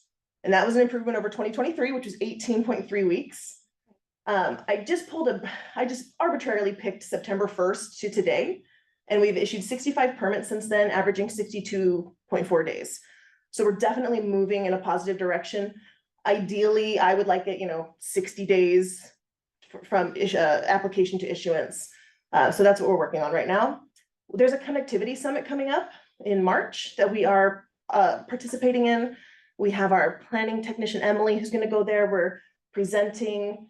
It's a big weekend event. And then also our customer self-service portal phase 2 is coming. So we're creating additional user-friendly reports. And the newest feature is a decision tree, which is going to help people navigate, like, what do you want to do? Pick this, and there's a decision tree that's going to help them navigate that portal. So I believe that's all I have. Okay. So as I mentioned, Phil Cecere is doing something else this morning, but we've got these accomplishments and goals. I'll see if I can pick out something to highlight. We basically got some numbers. Like the number that pops out to me is 3,900 individual inspections done last year, 444 plan reviews. Are those all those inspections, are they all on site or are they? Yeah, So as far as I someone understand. goes Yeah. to the location. Okay. Mhm. And there's some permits require multiple inspections, although I'll say on the second side there, the part where it says inspection combination to reduce site visits and improve efficiency, there are some possibilities to kind of bundle some reviews. Now, some applicants might want the individual thing to be checked before moving on to the next stage. Others might have completed several stages and then want all those things to be reviewed. And so we're going to put more effort, Phil says, into this combination sequence that some of the other building officials are doing, that he's learned from his contacts with the building official community. So that's happening next year. In terms of next, again, for the funds for the fire marshal vehicle, we now have it actually on site. Looks great. And we've started using that already. And of course, we've already started an inspection program for those holders of land use approvals for short-term rentals, vacation rentals. And we're also starting with commercial operations throughout the county. But as soon as the short-term rental regulations are updated, then we expect to have an influx of permit applications. So we'll be Do using we that. have any sense of the number? It's just speculation. If I had to guess, I'd say a couple hundred we're gonna get the first couple months. And that meeting, by the way, is this Wednesday at the Planning Commission. So if you're interested, of course, you can Zoom in or show up or what have you. But the Planning Commission is doing their work on short-term rentals. We'll get to that in a sec. 2025 goals. Live with the stock plan program. Right now, we're using grant funding to complete the engineering on the stock plans that the board was part of selecting for use. So we're moving forward with that. An interlocal agreement with local fire districts is on the docket. Continue with the Sea Pacer promotion. That's also grant funded together with the Climate Action Committee.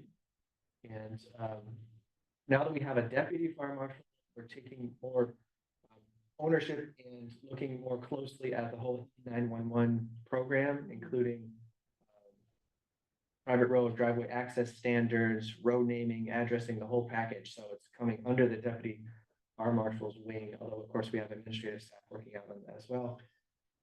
Countywide community wildfire protection plan, that's the CWPP. I know that you know that, but maybe some members of the audience don't. So we're working on the implementation of that through the Office of the Fire Marshal in cooperation with many partners on that. I mentioned the WUI, Wildland Urban Interface Integration. There's the short-term rental program. More work with the fire jurisdictions, possibly in combination with the coordinated water system program update, just to talk a little bit more about fire flow and fire hydrant spacing more consciously throughout the county. And let's see, we are right now in a hiring process for a hybrid work hire who would ideally be able to do both building inspections and fire inspections, kind of supplement that house. And then there's this talk through grant funding. I know that Commissioner Eisenhower, you know about this possible capacity for wildland safety coordination and maybe even multiple persons. So we're looking at that. That's part of the wildfire defense grant proposal that we're currently in completing, and if it gets funded, there are 2 positions proposed. One that would help with this building work. So after the presentation, of course, if you have any questions about any of this information, then let me know and I'll either answer or I'll tell Phil that you've got questions and we'll come back. And I think the next one is for Greg.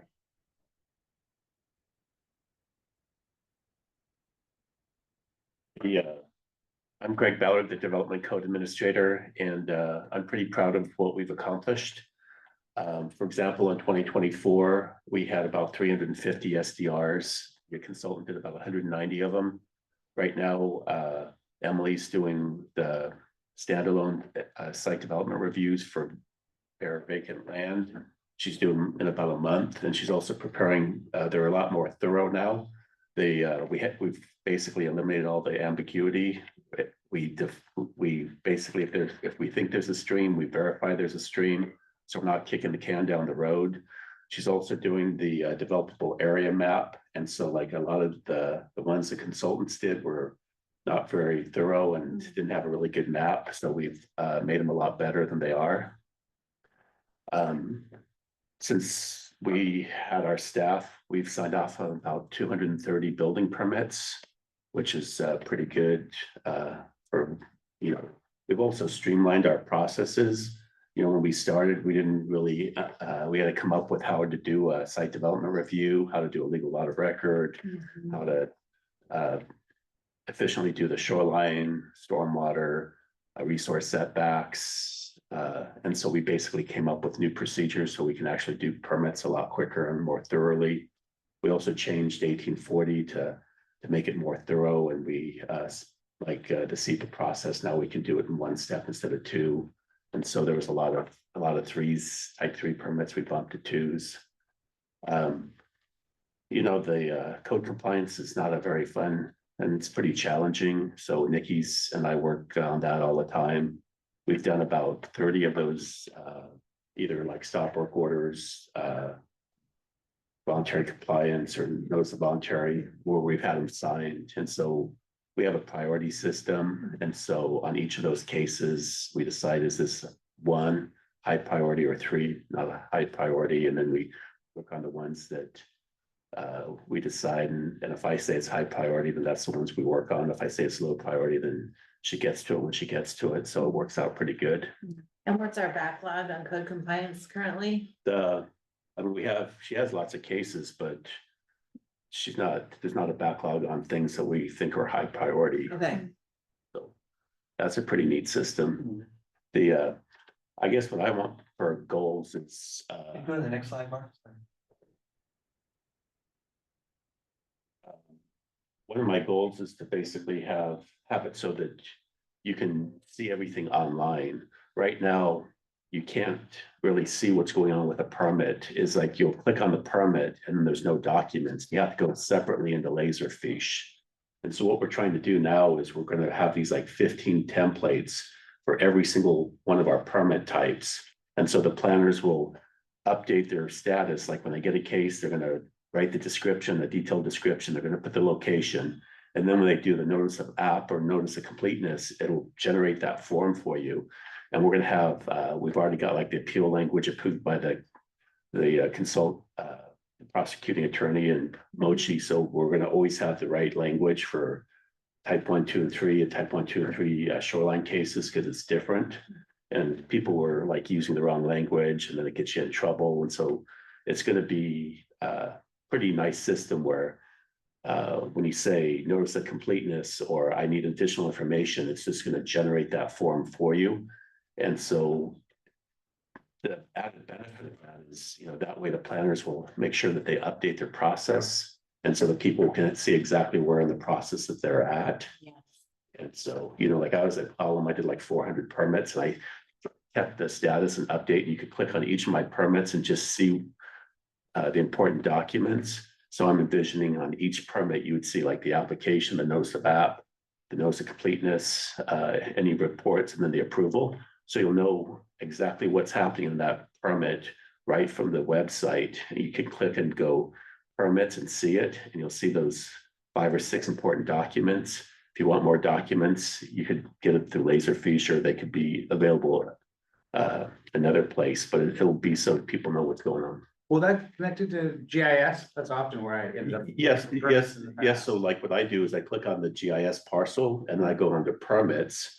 And then if you click on the permit, it will go into the permit, and then we just have to make sure that those documents are attached so that you make them public facing. It's like a dated, name includes the date, and I've in the previous iterations, right, gone through this, and sometimes I end up, I've managed to find 25 ancient surveys of this property, but I haven't gotten to the permits yet. So it's just like clarity in getting through those, I think, is something to really focus on. Right.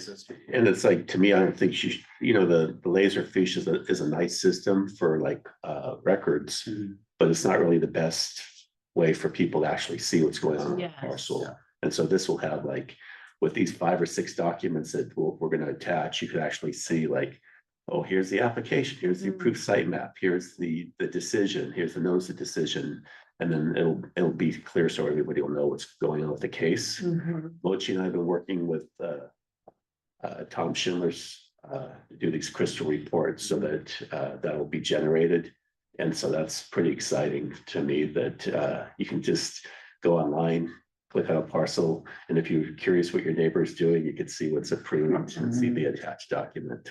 And also to the idea of being able, when you're going through a permit process, to be able to look online and see, here's the whole process, here's where we are in the process, and here's what's left. I think that is going to be a remarkable benefit for the public. Right. And I think people think like with building permits, your status changes all the day with inspections, but with a land use permit, it's like swallowing, like a snake swallowing a deer. They do it in bunches. So like you get an application and then you do your notice of app, and then you basically wait, and then you do your decision, you ask for additional information, and you can see that step because it'll turn off the clock, because we have to basically keep track of how long it's taking us to process the permits, and then we ask for additional information, it turns the clock off, and then when they give us the information, then we have 14 days to determine it complete, and then it turns on the clock.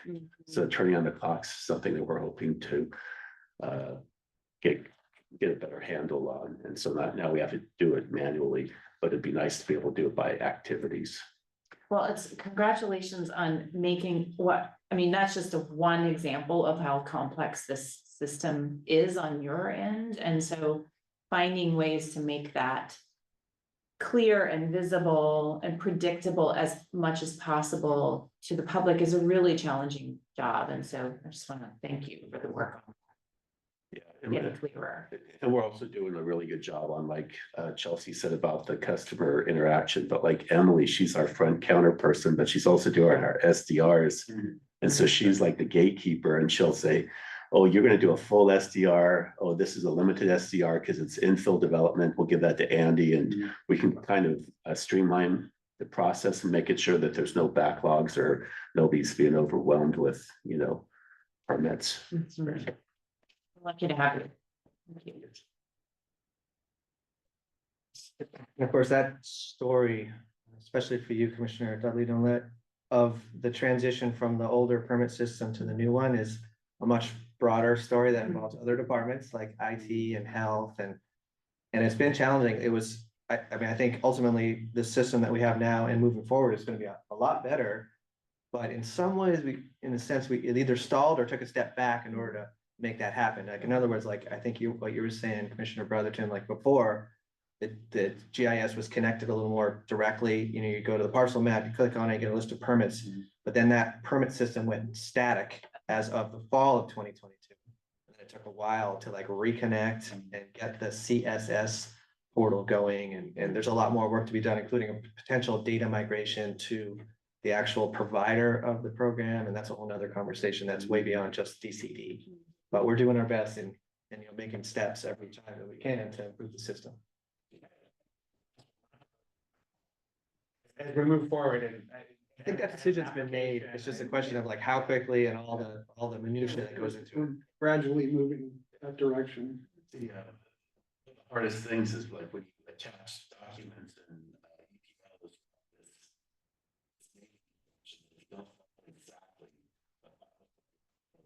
EPLs. And so like if it was a decision that has to be SDR 2024-00001 underscore 1, and if you make any mistake, it doesn't get put on there. And so with this new cloud system, you can attach. It's not so. It's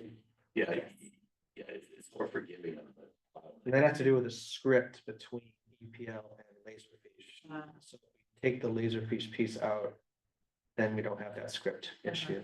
I remember doing a radio interview on KTTZ when I was running for commissioner the first time, and talking about how excited I was about Intergov because it was going to provide transparency for customers on their permit applications.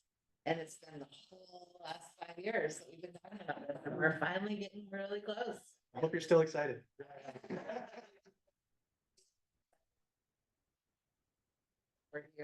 Where we are now, but I was having a little flashback moment there a couple minutes ago.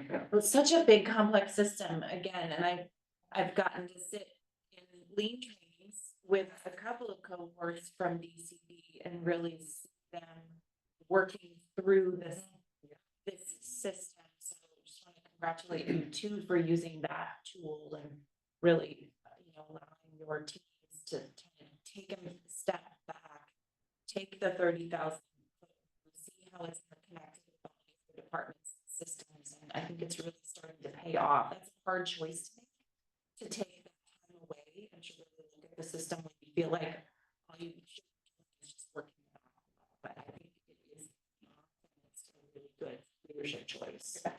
And the county had to bring on additional resources. We hired Scott Carpenter because we did not have a database expert on the county payroll. And so Scott Carpenter provided that skill set. And then Sherry Moulin, she's through a consultant, and Hansel Tierney, and she's provided a great deal of project management expertise, herding the cats towards a common objective.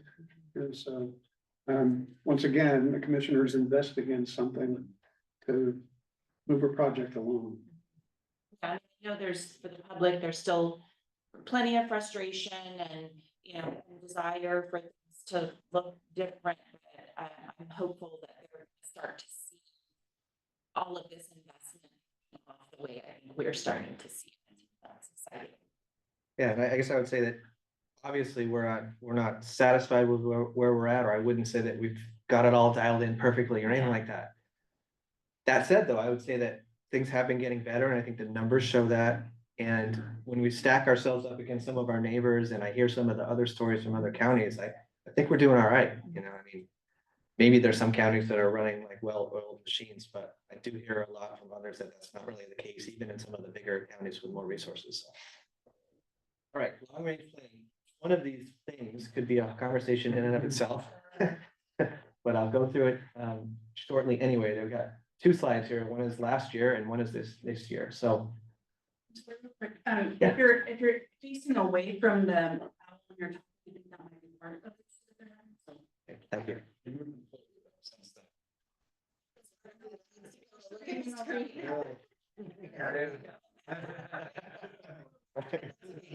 I got it on my screen. Okay, so we did do the shoreline user guide, but we haven't used it yet because we need the SMP to be updated before that, but we got close on that, as some commissioners know, two of you know. We started the outreach process for the short-term rental regulations, so just remember, we had series of public meetings, at least one in each district, that had county commissioner participation as well as planning commission to get to where we are now, to be able to hopefully finish that process. I think we've talked to the board about this, and we talked to Port Ludlow Associates about the pending expiration of the development agreement. We attempted to negotiate around that issue, and at this point, we're going to see that development agreement expire. And let's see, we started the very important work on the once every decade periodic update, and so we're still working heavy on that. That's our biggest project in long range planning still. And then, so as part of that, working on the periodic update, we did the growth management steering committee, which this board reformulated from past experience. And so we had a series of meetings last year to reach some very important things, change the county planning policy for the first time since the 1990s, adopted population targets to allow us to continue the planning exercise for the update. And again, that's through 2045 in terms of the estimates that we got from the projections that we got from Office of Financial Management. We were awarded a middle housing grant to couple with our housing requirements. So we're working on that still. And the whole idea is to make sure that our urban development code is modernized so that we're incentivizing middle housing development in the urban area together with the sewer that we expect to come online this year. We also got a planning grant award that was allocated really to us based on our size, but we decided to use some of the money for a brand new climate resilience element in our comp plan that we're working on right now. And then some of the money to help jumpstart the update to the coordinated water system plan for the first time since 1997. So we're working on that project. We need to spend our part of that puzzle by June 30th. And then there's other partners like the PUD and the city of Port Townsend who are anticipated to contribute to that effort. And then the project will continue. A little more detail about the mental housing grant, where we're at on that. What's the next step? Yeah, that was a $50,000 grant. We had to spend half of it by last June 30 and then the rest by this June 30. So it's a fairly small grant. And really what we're doing is we did a gap analysis report that's available online. If it's not, then I'll definitely get it to you. But we had a consultant look at our regs and compare it to others. The Commerce has a model ordinance for missing middle housing. So we looked at that. We did phase 1 of urban regulation updates, which I think I'm going to get to in a second on the 24 cycles. That was kind of part and parcel, but that effort went beyond just the middle housing piece. But Was that Brent's outreach and? that was helpful. That was part of it too. So Brent doing the charrette exercises in Hadlock, the bicycle tour, although it kept getting rained out, I think. Oh yeah, okay. It finally happened, but I think it got postponed a couple times. It was great. Yeah, good. There were this many historic buildings in Hadley. I guess the bottom line, the end product, Commissioner Eisenhower, will be that we'll make sure that the code package that goes along with the comp plan work includes whatever we've learned from meetings with small cities and others out there trying to do middle housing as well, and from the commerce model ordinance, and just make sure we have everything that's applicable to us in the Irondale and Port Hadlock area. So that'll be the end product of that. I want to just highlight here with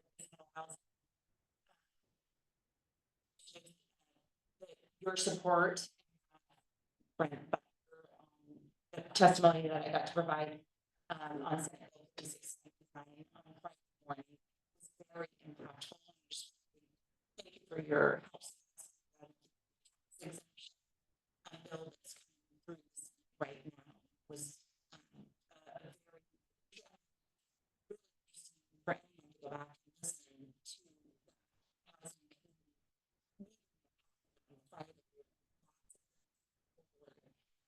a multi-tax exemption really lends itself right with your help and the provided, I was able to really land that point, I think, and how important that is in rural places. Thank you for that support. Excellent, thank you. And I should acknowledge that I'm borrowing this sort of slide template from Sean Frederick at Special Services, courtesy of the clerk of the board. But I also borrowed Sean's slide on the director stuff, and I forgot to put that I am, like most sessions, paying attention to the session and trying to participate, especially through the Washington State Association of County and Regional Planning Directors. So yeah, any questions on any bills, to ask. Maybe I've heard of it, or at least know what the planning community is thinking about that bill. We updated the flood damage prevention ordinance, as you know, following the community assistance visit, that's CAV from FEMA. We updated Title 18 for implementation of 5290, which Greg talked about a little bit. The 2024 annual amendment cycle, for a cycle right before the big periodic update, what turned out to be a pretty big one in my book. We added a couple things there to that to make it pithy. One was we did phase one of updating the urban regulations. So even though we didn't change in that cycle the land use map or the densities that are on the map, which is on the table for this year to revisit some assumptions around that, we changed the table a little bit. So we did change the use table in order to provide some flexibility in a couple different ways. One is that applicants who are intending to do development as soon as the sewer comes on could apply early. And I know Habitat for Humanity is in that category. So we put that in there. We also put that if someone has a project that doesn't seem to fit the table or the maximum density, if someone wanted to do something denser than what it says there, then we provided flexibility in the table to apply for it. It'd be like a D use, or I can't remember if it's D or CD, conditional, discretionary, whatever it was. We at least provided a pathway that say, well, tell us what it is because we knew we'd be revisiting some of those assumptions anyway. So we didn't want to stop anybody from doing something that was even denser than what people had anticipated. And that was some of the feedback that Brent got when he did some outreach last year. For things to pencil, it might even need to be denser than what we at the county envisioned 20 years ago when we made that use table, right? For the flexibility. Yeah, and then the flexibility part, the rural part, that was a planning commission concept essentially that's been working through the process for a couple of years, and we just picked some low-hanging fruit there, some things that we could just change in our code. I know planning commissioners in particular are still thinking about other ways to increase rural housing flexibility within the constraints of the law and so forth, and our own infrastructure constraints. But nonetheless, we changed the definition of family. We did a few different things that would provide for possible more workforce housing options to the extent that we could in this first phase. And then, of course, we're going to revisit in the second phase as well. Then, as you know, we also added land to the industrial land base out at the airport, including flexibility there for non-aviation related uses in certain parcels. And this was all working closely with the Port of Fort Townsend. So we did that action last year. And then finally, for the first time ever, we extended the Port Townsend urban growth area outside of the Port Townsend city limits, and only to absorb about 30 plus acres of public land at this stage of the process. And specifically, one of the reasons was so we could qualify for this CHIP grant. That's the last bullet here. And not only did we qualify, but we got it. So that's great. So this means that the city has the money that they estimated they would need to complete a lift station that's near the city limits, and then extend the sewer to that property boundary of Caswell Brown Village. So that all happened essentially because of the work that we did on the comp plan last year. Great. Next slide. Okay, now we'll talk about this year. Oops, I one mistake there. 2025 goals. Sorry, my fault. You can go back, Mark. Here we go. So 2025 goals. Complete the no problem. So complete the SMP review in conjunction with the prosecuting attorney's office. As you know, we got stalled out there. There were identified a number of kind of housekeeping things, like a number of housekeeping things to catch up this essentially 2000 SMP from the year 2000. It wasn't initially scoped, but then the prosecuting attorney's office felt strongly that it needed to be, that a lot of work needed to be done. So we've been. Are we still tracking for soon? That's a question for prosecuting attorney's office. You got was working. The issue, I'm sure I can just estimate the issue for them is the same as the issue for us sometimes, which is that, we have these best laid plans and then there's emergent issues arise. I'm sure that is happening. Okay, so the fun part is that we actually need to go back to do the SMP again anyway, because once we update the critical areas ordinance, we need to go back into the SMP and make the correct reference. So we'll have to see how that shakes out. Maybe we'll do it all at once. I don't know. We'll have to see. A lot of unknowns in that. Okay, so completing the short-term rental development regulations, that's high on the list. Closing out the CAB finally, which would be that last step. We have one last enforcement action that we need to fulfill with one identified property that had some development that didn't appear to have been done correctly according to floodplain regulations that FEMA pointed out to us. We're still working on that. And then we're going to come back to the board and talk about the community rating system like we hinted about before. Continue working with the Brandon Community Task Force on possible grant applications. That's happening. Complete the Glen Cove planning project that Commissioner Brotherton knows a lot about because he's been involved with me on that project directly.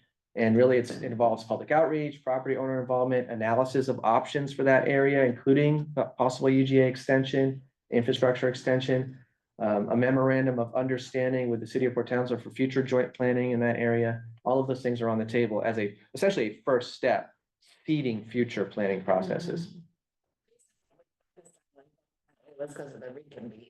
Isn't that what brought the focus? Yeah, that's where we got the strategy and development grant. Yeah. That's paying for the consultants and brought us all Just so together. if you wonder why Greg established District 2, that's why, because he was our lead for reconvene. Sure. Yeah. Then continuing the coordinated water system plan update project that I mentioned, we have to spend our money by mid-year. Complete the big 2025 periodic update. It's all hands on deck essentially for that project. We've got the new housing requirements for planning for various income bands. We need to use the specific model that Commerce provided us through the law. And so we're working on that, taking the basic numbers from the growth management steering committee process and then refining those and getting more detailed about allocating within the rural areas. Complete that middle housing grant to incentivize townhouses and other types of middle housing. Which this multifamily.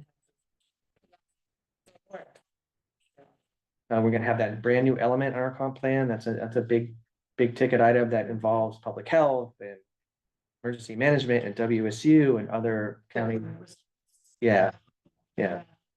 So we now have like periodic monthly meetings with health staff and there'll be other similar meetings as we get going. Plus the planning commission, if I didn't mention this, has its own series of rotating meetings in different locations. There'll be one in Quilcy and one in Brennan, one in Port Hadlock, one in Gardner, and then at least a virtual thing for the West End. We'll have to see that. Complete the critical areas ordinance. In any given year, that alone would be a big project.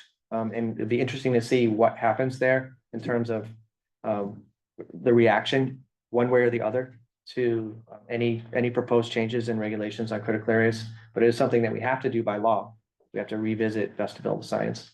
So we are doing that right now, and we just haven't come out with any of the information yet because we're still working on getting it ready. So earlier you talked about the SMP's intersection with the critical areas ordinances. How might those intersect? Okay, in one scenario, we move quickly on just finishing the SMT update process that we had started years ago and almost finished last year, about this time maybe. And then complete the critical areas process as part of the 2025 update. And then we'll have to reopen the SMP for a minor amendment in theory. Either at the end of this year or the beginning of next year, to just make sure that the SMP reflects the new critical areas ordinance, because there's such a connection between those things. Another scenario would be, we essentially, if the SMP isn't moving forward on that timeline, then we would maybe complete the critical areas process and then bring the SMP back right at the end of the critical areas process, so the two are just done at the same time. So those are the two possibilities I see happening this year. It would, by maybe a matter of months. Right. But make it more harmonious with completing critical areas, I get it. Yeah. Plan the whole time. I don't- Yeah. No comment. You're about to talk about Pleasant Harbor, and I know on Greg's slide a little while ago, he talked about the final plat. Can you speak a little bit to that too? Yeah, absolutely. And the next slide does as well. Okay. So I'll just mention here that that's just a goal for long-range planning.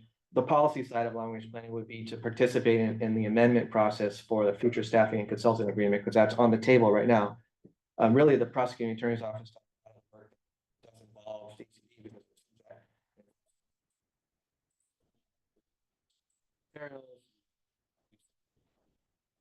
do invoices and how we pay our consultants and all those things. And of course, prepare for another annual amendment cycle, which is suspended this year, but we'll get it again next year. So we'll see, if anyone has pent up proposals that they want to do. And next slide. Thank you. Okay, so this is yours truly. Last year, we got the SMP to almost to the verge of adoption, didn't quite get there, but almost. And that was without a project manager. That's really why I've listed it here. These are things that just essentially I had to do without as much staff support as I normally would get if there were a project manager assigned to it. And it's just basically had to do with capacity. The Glen Cove project is another example. But the good news is that now we're bringing on board just this week, actually, a part-time person, but a person with a skill set that could be useful for the Glen Cove project. So I'm actually going to drive Elizabeth Court out on Friday. Her first day is Thursday, but I'm going to drive her around Glen Cove on Friday and look around. If you're free, you can come along. Especially Burlington for sure. You get to meet Elizabeth if you want. And let's see. So the fee ordinance happened. That was other people started that. I'm certainly not taking credit for it, but it just happened last year that worked closely with Chelsea and others. And the prosecuting attorney's office, I got all that information together to update the DCD fees, take them away like other departments had done from an ordinance process to a resolution process for future changes. But it was the first time that we had studied the fees at that level in a long time. I think decades. I think Brent would corroborate that. He started that process really when he was the director. And so we finally finished that process. So that's great. Doesn't mean we won't revisit it. Just means we did a major step to catch us up on that. And then, of course, as Mark knows, implementation of the strategic plan, there are a lot of things that involve DCD. Depends on how you count it. It's either like 10 direct or 20 indirect or whatever it is. But there's, I think health and DCD have the most things, I think, maybe the commissioners too, but in terms of objectives. So we're working on that right now. Let's see, so 25 goals, maintain stability, knock on wood. Transition of project management to staff. So that was a hint about if I can find some people to take over some things, that would be helpful, or get some more support on those things. Finish the periodic review with SMP, successful implementation of 5290, which is about permit timelines and some requirements that are now put on us about that. And oversee the implementation of a new STR program. It's going to be pretty big news, at least for this year, I think, once we get into the summer season. And then see that plat application goes through the public hearing process. So that's the goal that we're trying to set. I'll come back to that because I know that you want to talk about it. But the last thing I'll say is we also want to see this land use review happen for the Habitat for Humanity project. We've been working closely with them, with Greg and Mochi and others for that very important sort of cornerstone project that is going to happen as soon as that sewer is ready. So that's going to be a high priority to oversee that. And then any other development that's proposed for the Seward area now in the UGA is going to be a priority. So back to the Pleasant Harbor NPR. Yes, we're trying to work with the developer on getting a schedule together, and we have dates picked out and actually reserved through the Office of the Hearing Examiner. So with Carolyn's help, we have some dates, but in order to hit those dates, we're still working with the developer on some things that happened before that, including scoping of our review of the materials that were just submitted a matter of weeks ago in response to the additional information that were required back in the fall. So we finally got those materials, and now we're just trying to scope what will happen with those materials. We're having some disagreements, I think, about what level of review that will be and how much it will cost. So we're trying to work through that. If we're not able to agree on that, though, it does jeopardize that schedule. So we're trying to think of possible alternatives to that, and I'm sure that we'll come to the board together with the prosecuting attorney's office to talk more about that, because some of those things are really settlement talks. Right now, we have, as far as I understand it, if memory holds, we have 3 different invoices that are being challenged. And we have the scoping of what needs to happen for us to complete a staff report to go to the hearing examiner, and all that to happen in time before mid-May, which is where we had picked out the date for the first hearing. So if we're not reaching, as far as I understand, agreement on some of those things right now. So there's multiple things to negotiate, and it's the good news is that, you know, we certainly hope to get to an agreement on those things and move forward. Maybe the not so good news is that will take some time and effort, I think, to work through that process. And it will probably push the hearing out unless we're able to magically, through our attorney friends, perhaps get to an agreement soon. There's the other thing that's on the table that was mentioned before, is amendments to the future staffing and consultant agreement, which is something that would come to the board.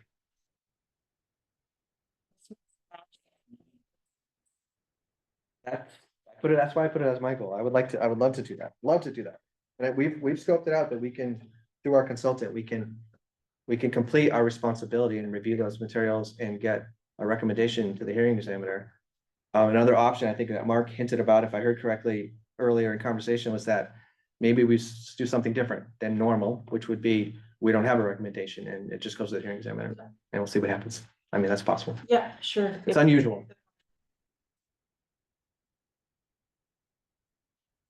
I think that's it. Wow. Any questions for any of us? You're doing. It's really remarkable to see all these department reviews, and this one really gives you a scope of what your team is working on. It's really helpful. Really amazing. I have a question about 5290. And as I come to other counties,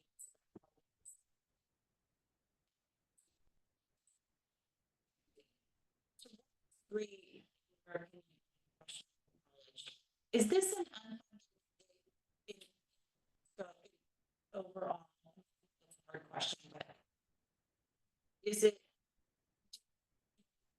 as we're being asked to fulfill these additional requirements by the state, I guess the better way to ask this is, how much of that is a requirement that we're being asked to fulfill that we really don't have the resources to achieve, or have you been creative and magical to make it all happen? Yeah, that.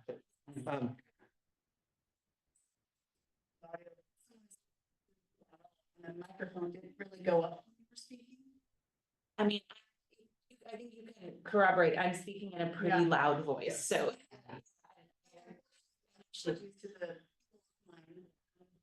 Yeah, really, definitely. Worse and worse. I don't know that there's anything. Should we? So Carol, I could rephrase your question, or If they can hear Josh. right, well, I'm Right as close as I can to the how. Commissioner Dudley Nolet asked whether essentially 5290 is an unfunded mandate. Effectively. And I guess I would say yes and no. So like a lot of laws, there are things that local government has to do, or my department has to do, that isn't necessarily strictly funded. So we need to just figure out how to do it. In this particular case, there was some grant funding that was allocated through Commerce, and we applied to at least one of those grants, the paper to digital grant. I mean, I don't know if it's just indirectly related or directly related, but either way, we I think that program started as a response to 5290 to help just digitize the permit system ostensibly to make it faster and easier to use. So modernize it. So we took advantage of that to a certain tune, but I would say that we've worked a lot on it and we haven't been compensated for those hours or what have you. But also in general, though, a lot of the things that are in that law 3670B are already there. I mean, we're already under some permit time frame requirements. Maybe they didn't have the same teeth that they do now with 5290. There was a part of 5290 that said that if you don't meet permit timelines for any given permit, then you may need to refund partially the fees that were submitted. So we exempted ourselves from that, you may recall, or actually this was before your time. But the other commissioners voted on a resolution because in the law, you're able to adopt at least 3 out of a list of measures. And we adopted arguably like 5 or 6 to make sure. So I guess I would say that the bill, as I understand it, came from the building community, like the Homebuilders Association and the Building Industry Association of Washington. And I think there was some negotiation as with all bills. And I think local governments in general were pretty wary of some of those requirements because they seem to suggest that the problem with housing or we don't have enough housing in the state is because of permit timelines. But I think that's maybe one of the many, many factors. And certainly I wouldn't say it was the factor. But that said, though, also there was this idea that, as permit departments were struggling to keep staff, that we were going to be able to do more permits with fewer people and those kinds of things. So, and I think even our own feedback was mixed in our own community in the sense that I think we were told, one of the things that we were told by our own community was, we don't want consultants doing the work.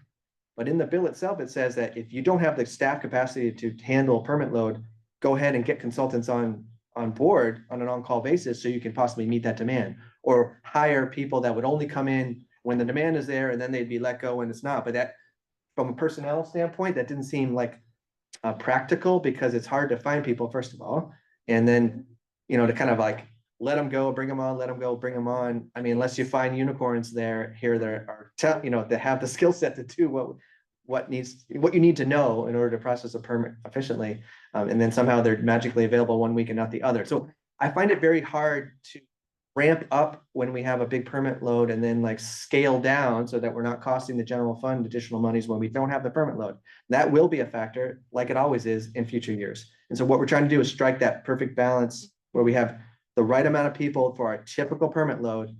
And it makes me a little nervous when the short-term rental thing coming in. I mean, we're trying to ramp up and get ready for that, but it's possible that those permits will take a little bit longer because just by pure volume, right? Unless we'd staffed up for it. But if we did that, then we'd have too many people heading into next year, probably for budget wise. So I know that's a long-winded answer, but. It's a good answer. I'm just gonna join this with computer audio really quickly. Let me see. Let me see what happens here. Yeah, it's gonna. And the comments I've been getting, and I started this first part of the meeting, but it's only when you turn away. Okay, so nope, I'm gonna leave. To this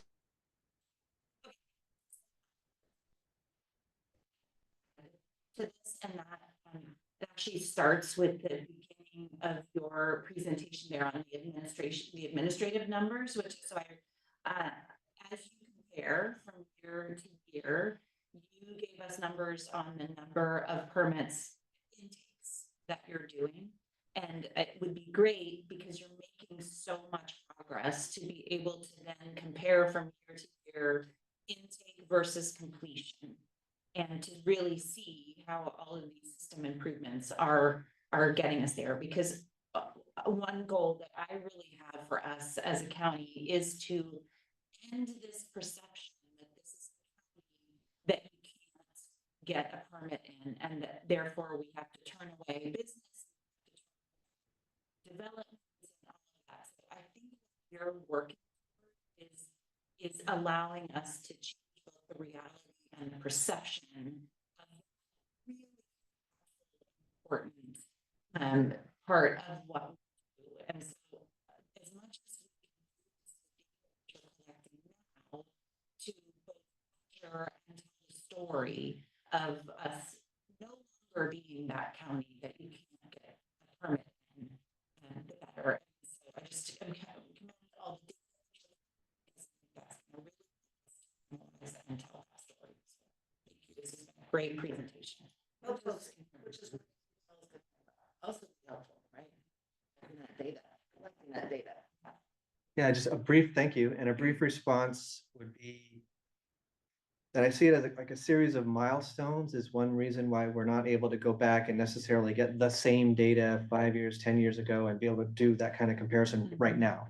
One is that we had the 2022 changeover in the systems and then a delay in the sophistication of the new system. We're taking advantage of the tools in the new system to be able to track that kind of information well. I rejoined the county in 2022, so it's hard, I can't speak before that as much.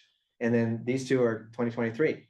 So we're all kind of new to it. The second thing would be, I think that we're going to have better data moving forward. So part of the 5290 is we did the first change the code and ramped up, and then January 1st is really when those things took effect of this year. So now we have it set up so that we'll have 2025 data that then can be mimicked moving forward in terms of the exact type of data, and we can compare apples to apples moving forward. And so we are hoping to do that and get better information to be able to track. And then finally, like, yeah, so everyone's got an opinion or an experience, or some people's might be anecdotal. They had a bad experience, or there was a complicated case and it went awry, whatever in the past, right? So nothing we can do about the past, but moving forward, you know, as Greg mentioned, he worked in Clallam County for years after having worked here actually, and other places, Yakima. And so, you know, I specifically brought him on board to have a different perspective about dealing with the permit process. So we're hoping that changes things. That, you know, we're trying to get permits out as quickly as we can because we feel like a lot of those decisions have already been made about the policy side of it, and we're just administrating. But I should also say that some people's frustrations, in addition to whatever they experienced at DCD, may also be related to just growth management policy decisions in general, whether it's the law itself or implementation of the law, adjudication of the law through hearings board decisions, policy decisions that were made in Jefferson County over the years. And so, you know, we're left administering that, and for better or for worse, because again, there's different sides to every one of those stories, right? Some people might err on the side of let's be protective of what we have, including environmental protection. Others are on the side of let me do with my property what I would like to do with it. And so we're in the middle of that, and you're bound to have some disappointment one way or the other. But we are revisiting those policies too. And really, it's going to be the Board of County Commissioners that ultimately decides the contents of the comp plan and thus the development code from there. So. Big responsibility. Yeah. All right, thank you. Can I just thank you for the presentation? Great. I mean, progress has been fantastic. And I think the leadership team at DCD, the organizational focus has been great. And I love, yeah, everything that's happening. I guess my question is, and I think we've given short shrift to long range planning for so long in Jefferson County that, you know, we have to refocus on that. So I guess I think that we've been doing that to good effect. I'm curious about sustainability as we look forward, not just this year and going forward. I mean, we talked earlier with Willie when he was here with Department of Emergency Management of, you know, not funding something that they asked for in the last budget. We've been very supportive of DCD as you straighten out the ship. And I appreciate your arguments, Josh, for keeping consultants online so we can create that slack that we need that we never had, right?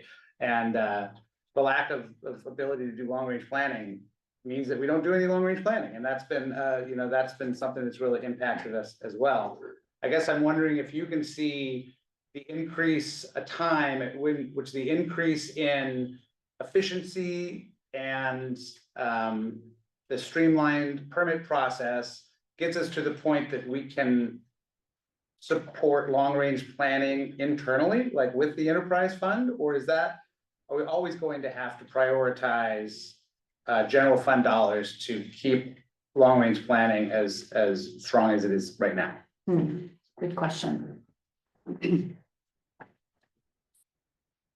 Thank you for the question. One of the things that we learned through the fee study process from the consultant that we hired for that, after having worked with other local governments in Washington State, was confirmation really that there are certain things that by law you're allowed to fund and are expected to fund through fees, and other things that you aren't allowed to or shouldn't be funding through fees.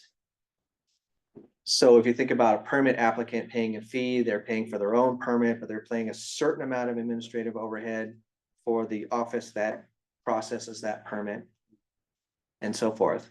On the long range side, I mean, I think it's been what we heard from the consultant, and I think it's same thing from the prosecuting attorney's office, is that we can't ask our permit applicants to pay for the policy making side of things. Now, you can make an argument, maybe a percentage would be reasonable because you can't have the permits without the policy, but I don't think that's how it's worked out in terms of the court cases in Washington. So in terms of the reasonable fees doctrine there. So really, long range planning is just a function of the budget process. What do we want to pay for long range planning out of the general fund in combination with the grants that we seek to do some of that work? So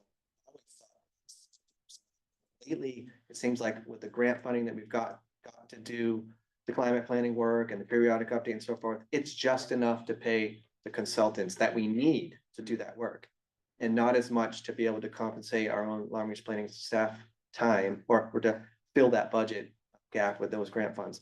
And other times it's been a little bit different. There's plenty of money in a grant to do a project and then to pay for the staff time to do that project. I think an example of that would be the sea level rise study that we did. So I think Donna's time was pretty much handled as part of that grant, in addition to the consultants. Just hasn't worked out that way with the allocation that we got from Commerce, which is based on our size and population for the climate planning and the periodic update. Shoreline user guide, we were originally going to do that in-house and ran out of capacity to do that. And so we actually took the money and paid the consultant to do it just to get it done. So I guess I would say it's always going to be balanced, and it's always going to be a function of budget, what the commissioners want to accomplish, but also what the commissioners are willing to defer to another year. Because sometimes if there's too many things on the plate for 1 year, then there can be tension around accomplishing those things with the capacity that we have on staff. And right now, I must say, and maybe I'm speaking for others perhaps, but I have noticed that, with this sustained periodic update process, together with some of the other time sensitive things that we've been working on, whether it be the flood regulations last year or this year, the short-term rentals, et cetera. I mean, there's a certain burnout factor that we're trying to manage as best we can. I mean, we're still on target. Luckily, we have consultant assistance that we do, because I think one of the things I put in there was as an accomplishment was securing consultant services at a time when all the other local governments who are doing the 2025 update were trying to do the same thing. And so we've got consultants, I think some of our consultants are working with like 30 other local governments, which is good for them, but it also means maybe they don't have enough attention span to like really focus on one of their clients because they're working with that many clients at once. So it's a balancing game. And I guess after, let's just say that we succeed this year in finishing those big projects, then we'll see what happens next year in terms of what the board wants to do. And maybe it'll go back to quote unquote normal. It'll have like the right size long range team for the work that the board wants to accomplish. Thanks. Any other questions for this team? Just a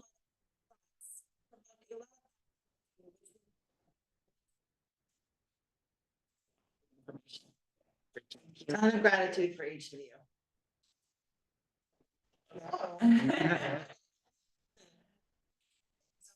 Thank you. Work.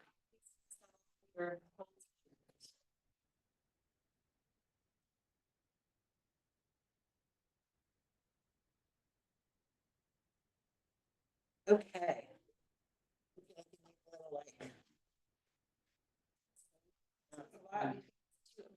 Really important systems. I mean, we might as well, should we just bring Public Works in here today and just put it all on? Monty would say no. Are we gonna hear from them? I don't know where they are in the Mark scheduling. I don't know, Wendy is in charge of that, but I'm gonna pass it scheduled for later date. I don't know. So we have we can do some briefing. Sure. I know that in our afternoon, during our recess, Mark and I may have a short call to do about the community wildfire defense grant at 1 to get an update. We had some great input last, well, anyway, I'll do that in my briefing. Cool. So who wants to start with briefing? How'd it go last week? Last week. We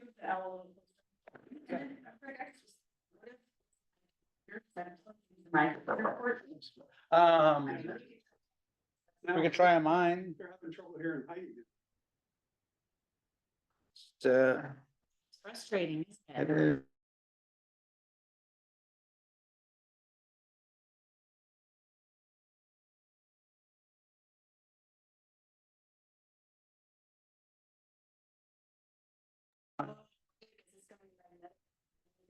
We could try a different cable after lunch as well, just to see. Greg, do we turn that off and just do sound in your computer and?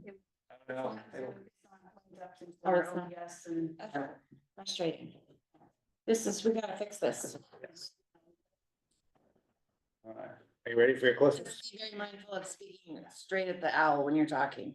Okay, and look at your calendar at the same time.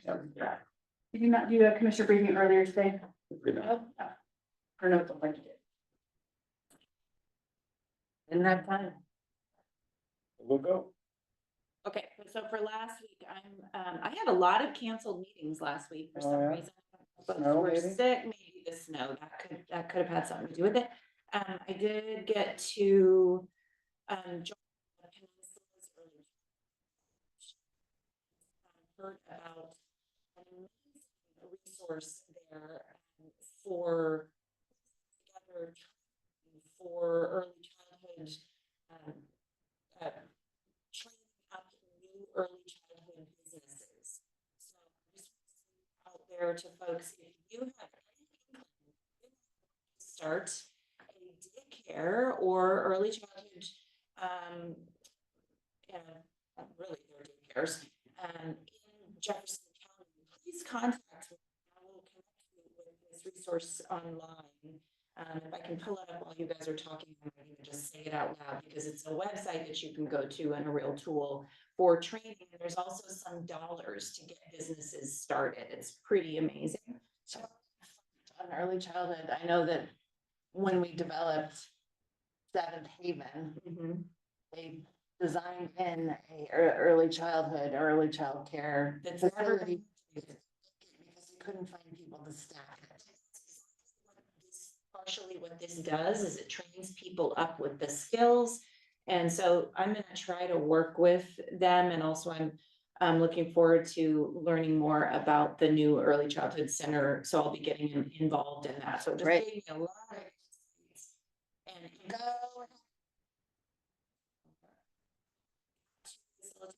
first behavioral health advisory committee meeting, which was really, I felt really productive. There's some great behavioral health conversations happening right now about how to coordinate services. I think some tension, but also I'm really excited and hopeful that we're going to really start integrating our behavioral health tools and the teams that are working on behavioral health.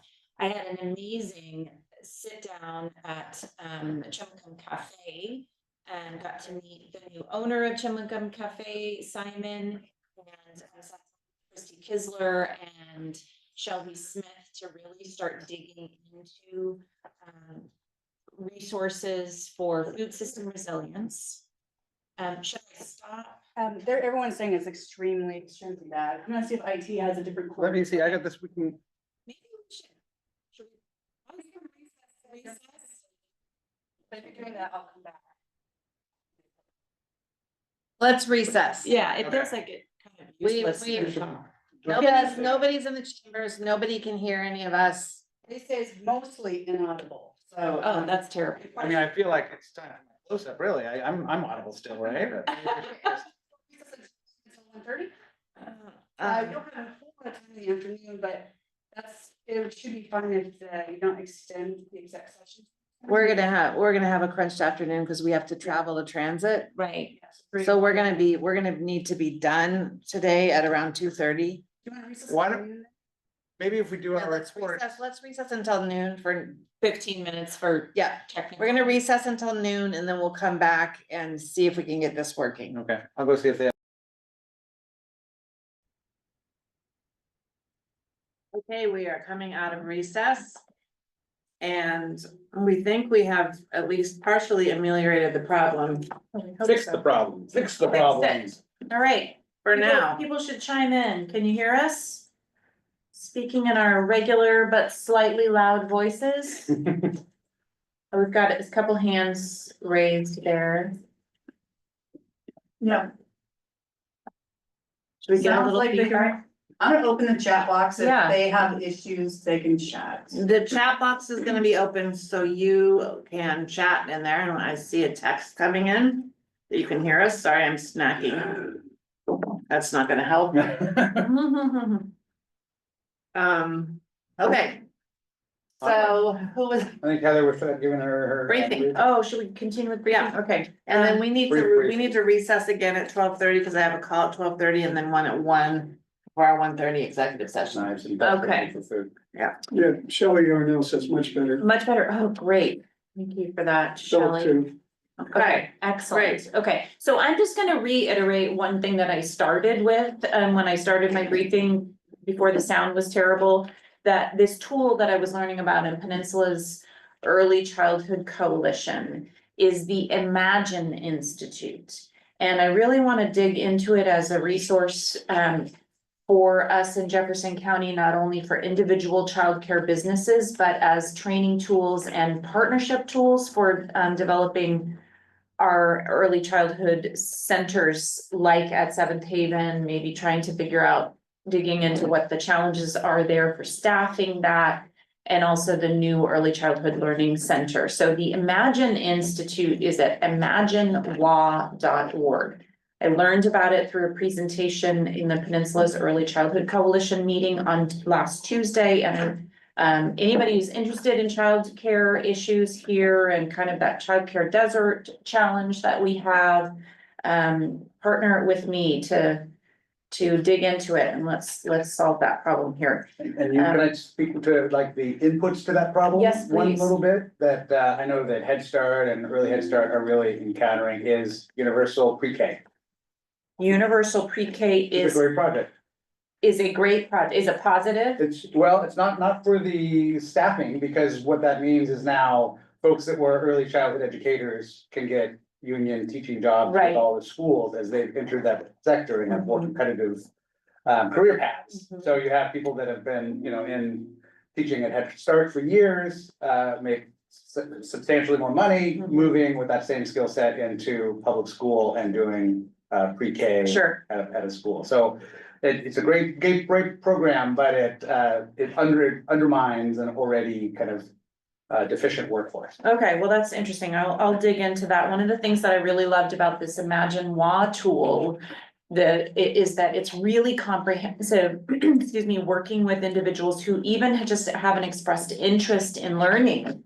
And it provides information, a training process, like basically an education program. And once people get through that process and get certified, it's giving people money to start daycare businesses. It's really holistically looking at the problem and trying to help with a focus on some more rural, less resourced areas like ourselves. So I felt like I was very excited by the presentation. I'd like to dig into it a little bit more and see if there are resources for starting new businesses, but also for, kind of supporting and bolstering some of the training and job workforce development problems that are and any new childcare businesses might experience. So that was exciting. I just got to share with the sound out. I just want to reiterate, chairing my first behavioral health advisory committee meeting on Tuesday, and then on Thursday got to also attend the first behavioral health consortium meeting for me. and really seeing those teams working closely together through all the bumps and challenges that they're facing, but I'm excited about behavioral health providers and those who are resourcing those providers really starting to work together, and that's exciting. Wednesday morning had a great multi-hour, I sat with them for I think 2.5 hours with Christy Kisler, Shelby Smith, and Simon.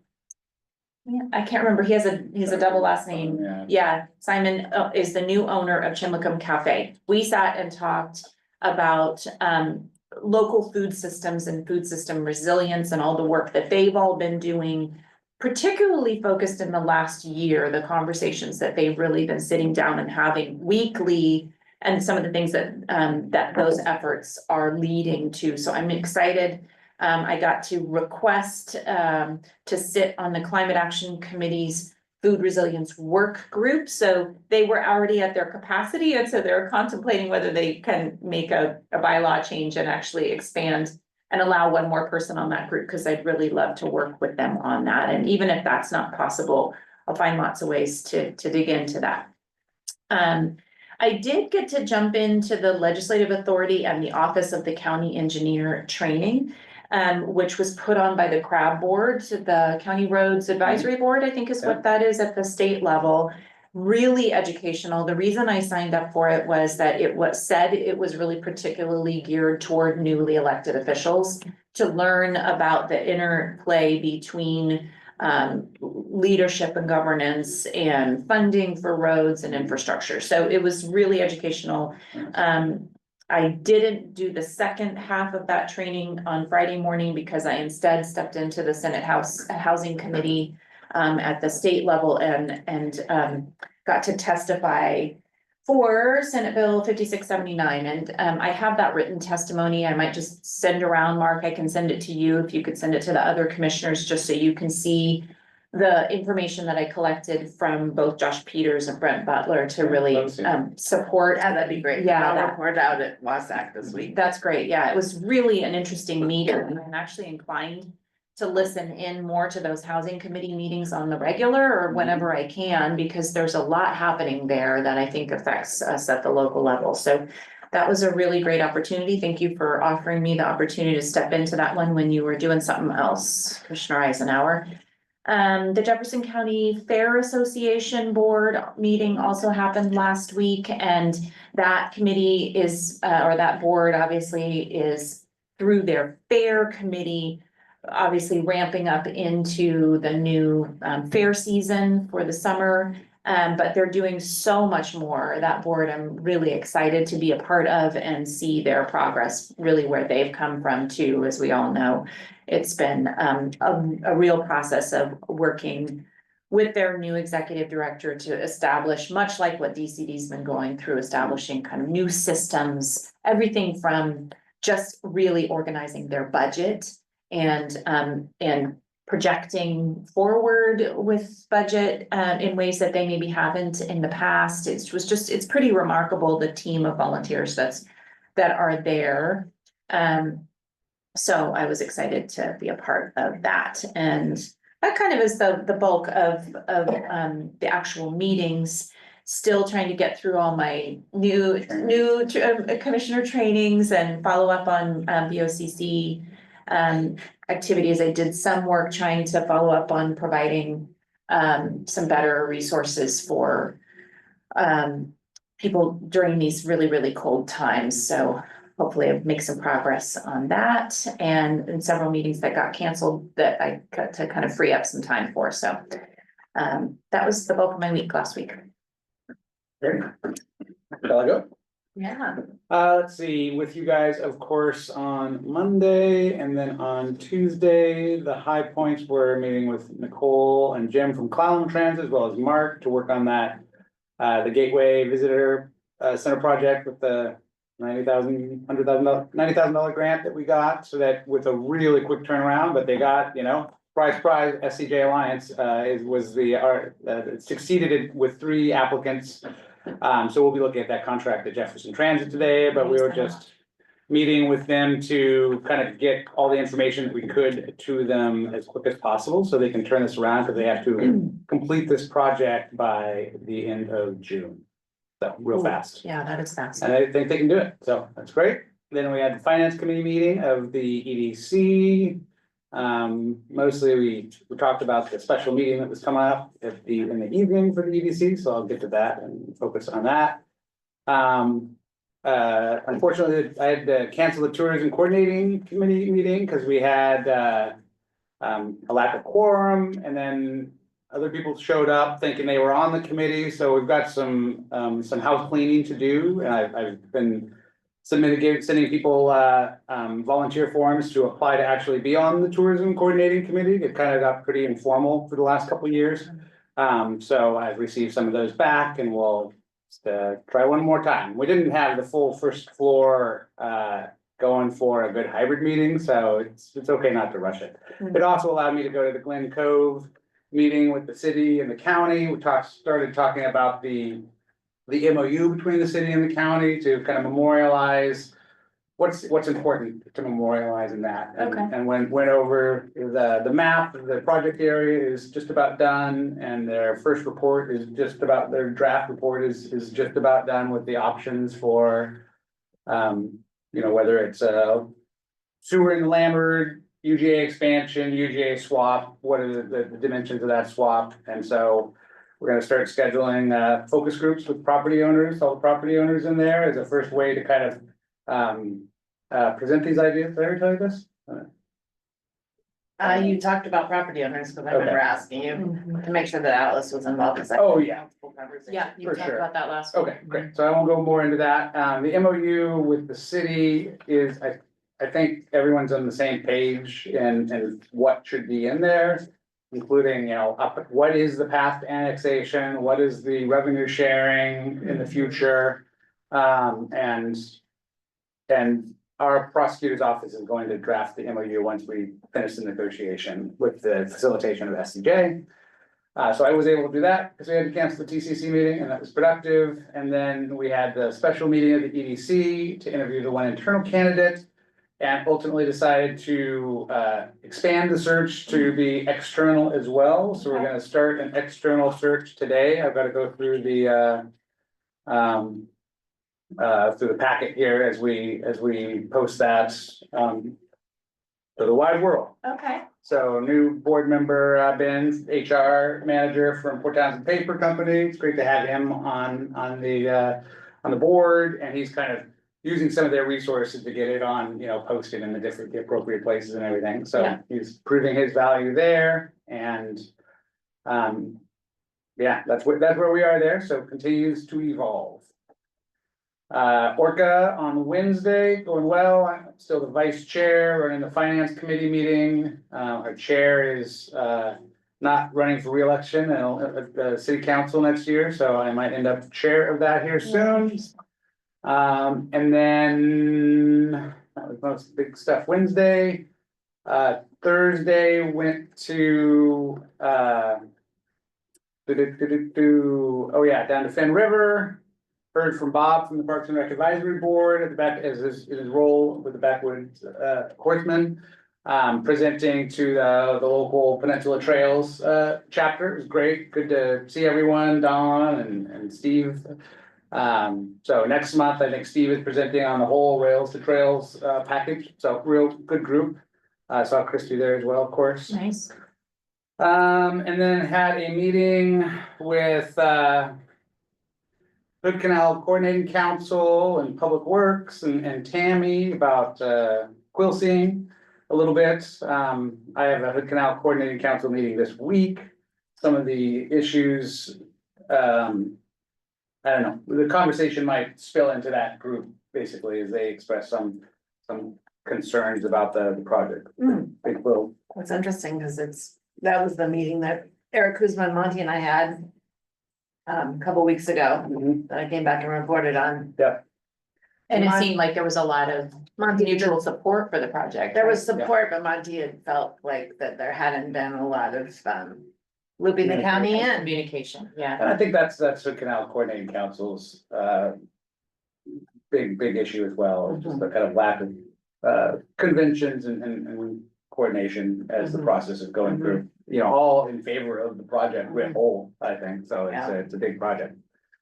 And then I briefly joined the JAC meeting that evening to kind of talk about the workshop this week and just kind of touch base with them. I think we're up to 1,600 surveys responded. Oh, and also we had gotten some notification about Mason PD1 and Brennan and everything. And I don't know if you guys got with Ben, but I reached out to the director of Mason PD1 and I think it was $185 to get the survey printed in their March bill. So it'll go out to the residents that are in Brennan that are on Mason PD1 power in March. Great. And then I spent most of Thursday filling out the local community projects form. I think you guys got a copy of that after it was submitted. And then I submitted an additional email with some of the letters of support from East Jefferson Habitat for Humanity and the library district. And they acknowledged receipt of those. And then was Thursday, Friday, I was on KPTZ with Scott Mock. He had the good news of all the school districts passed their EPNO bond, so that's great. And we talked kind of just generally about partnership. It was a good meeting, laid out to come together. Jim thought it was sexual, and I think it's a collective action song. I don't know, it's mostly nonsense, right? But Come together? yeah, it's about collective action. I mean, toss the toe jam footballs around and such. I don't know. I thought it's a collective action song. Me too. And then had a meeting with Andy and Jeff, the engineer that's doing the roundabout at the Hood Canal Bridge, talking about what the process would be with WashDOT do art and welcome signage at that roundabout. And got a pretty clear process to go through. But I met with Patty from the EDC, and then I met with our risk pool lawyers about a lawsuit. That was my week. And I have one conflict coming up this week. Can I just hit that real quick? Yeah. I keep trying to make them change, but Holy Cap is going to be at the same time as ICG. And Holy Cap is still in a lot of flux, especially with all they're really impacted by the potential funding issues and got new board members coming on and everything, so I would probably defer to going to the Holy Cap meeting, but I don't know if both of you are gonna be at the ICG meeting to make sure we have a quorum. There's no quorum. Oh, new quorum rules. Yeah, so 9 is a quorum, I think. Okay, I am gonna be there at I will be ICG. there as well. Yeah. 9 altogether. that should be no problem. Yeah. Yeah, okay, well, I will probably not go to the ICG meeting then this week, go to the Holy Cap meeting instead. Okay, well, if there are things that you want us to bring up at ICG, just Yeah, I'll take a look through that stuff. let us know. Okay. Okay. Last week. So with you guys on Monday, it had a few meetings last week relative to our community wildfire defense grant. The first was with some of the funding team at DNR and some of the, I think they're called the Forest Resiliency Division. Okay. And they reviewed our draft to date and gave us some feedback, which was awesome. And we were able to leverage that into a meeting later in the week with the Forest Resilience Group at DNR, the lead, to talk about the landscape impacts of our proposal, because that's where they felt like we were weak and not projecting what the landscape impacts of our community wildfire defense grants funding would be. So what would our proposal actually achieve on the ground? And it turns out, we had more in there than we were worried that we didn't, but anyway, we had a great, so anyway, that was. In other words, you felt like the proposal did highlight. Yeah, and then we got some important things. great ideas of contextual stuff to add. The DNR and the National Forest is doing around forest resilience in the Northeast Olympic Peninsula. Yeah. So we found priority areas and projects that we could reference in our grant application that would make it a lot more competitive. That's fantastic. That's a good exercise. So, and then also on Tuesday, Community Foundation Board meeting and just a lot of conversation there about word coming in from different entities in the group about loss of federal funding and how to respond to that, or at least collect that information as it comes in. And so the Community Foundation is spooling up a way to collect the impacts of the federal funding changes. that So they're seeing. I copied Siobhan on, forwarding the tool that, And Randall. Congresswoman, Randall wants to put out there, and I don't think I didn't copy you, I'm sure. But I did copy Siobhan asking them, hey, when you collect this data at the district level, is there a way for you to parse out by county and feed that back to us? Because, and I haven't heard back from them, so I'll ask them again. But if there isn't, then to me, that means I would want to point all our businesses and fund recipients to Jefferson Community Foundation and say, send your feedback back there. If at the district level, they're doing this survey tool and we can benefit from it, then that could be. Right, so you let us know when you hear back from them. Okay, I'm gonna push them again and just see if I can get an answer. Yeah. It would be nice not to have to recreate another tool if one's already happening, but.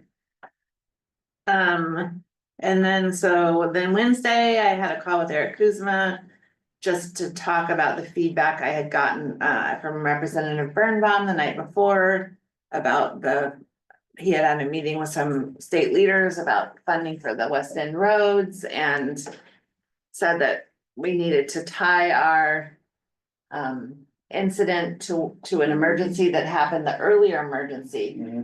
So The that's. bomb cyclone? Yes, and that's the memo that Monty and Eric wrote and sent to DOT. Then I attended the county, or the Association of Realtors sewer meeting with the DCD team, which I felt was great, and it was mostly talking about kind of projecting the urban density that's gonna happen as a result of the sewer, but also more tactically, Sam Harper was there talking about the schedule for the sewer and how the phasing is gonna work, and so that realtors could imagine when opportunities may arise, I guess. I felt like it was a good conversation though, with probably 15 realtors participating. Yeah, they're real maidens. And the PCD team and that public works team for the sewer. Then I had a meeting on the drainage district. We're gonna get that survey out via the postcard to all the residents of Drainage District 1 that's been fallow for about 100 years. Wow. In Chimacum, That's and just to figure out if it's a tool that the community still wants us to hold on to.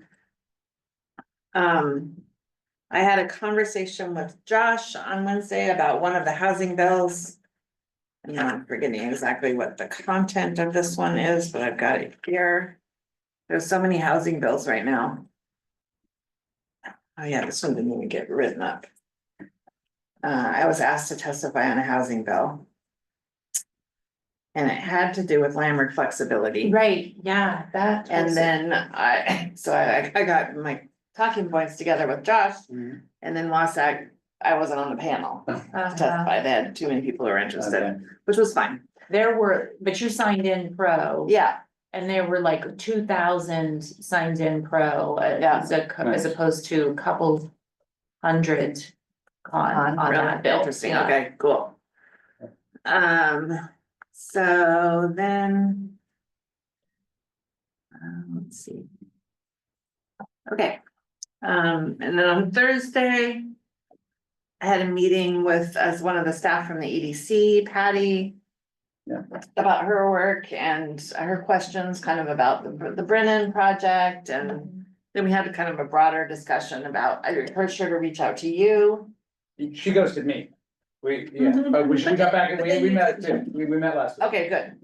So. But I had responded. Okay, so and then we had a broader conversation about economic development in Jefferson County. I learned a lot about her background, and it was a good meeting, I felt like. Then on Thursday, we did meet with this group from DNR, from principally one person from DNR. and Emily, Gary, and Amanda Christopherson, and Lexi from our consultants to talk about how we could make our grant application more competitive on the landscape impacts front, and it just felt like once we talked with this woman at DNR who kind of knew the context of all this work, I just felt like we are gonna nail it. And so it was really a good meeting. That's so cool. Super excited about that. Then I attended a focus group for Habitat. They're contemplating a large capital campaign, basically to finish Mason Street and kind of lay the track for future projects. And they had a focus group of about 20 community leaders and just kind of wanted feedback on what they were thinking for their campaign. Had a call with Gene Ball, attended the Clean Water District Advisory Board meeting, met with someone who's interested in applying to be the county administrator. And then on Friday, I tried to take most of it off, but I did participate in the WASAC legislative update in the middle of the day on the phone. And I have a bunch of notes about specific bills, but they're in my notebook in my office. Sorry. We're just at 12:30 too. Yeah, so I can bring those back after lunch, or send you a little email update through Mark.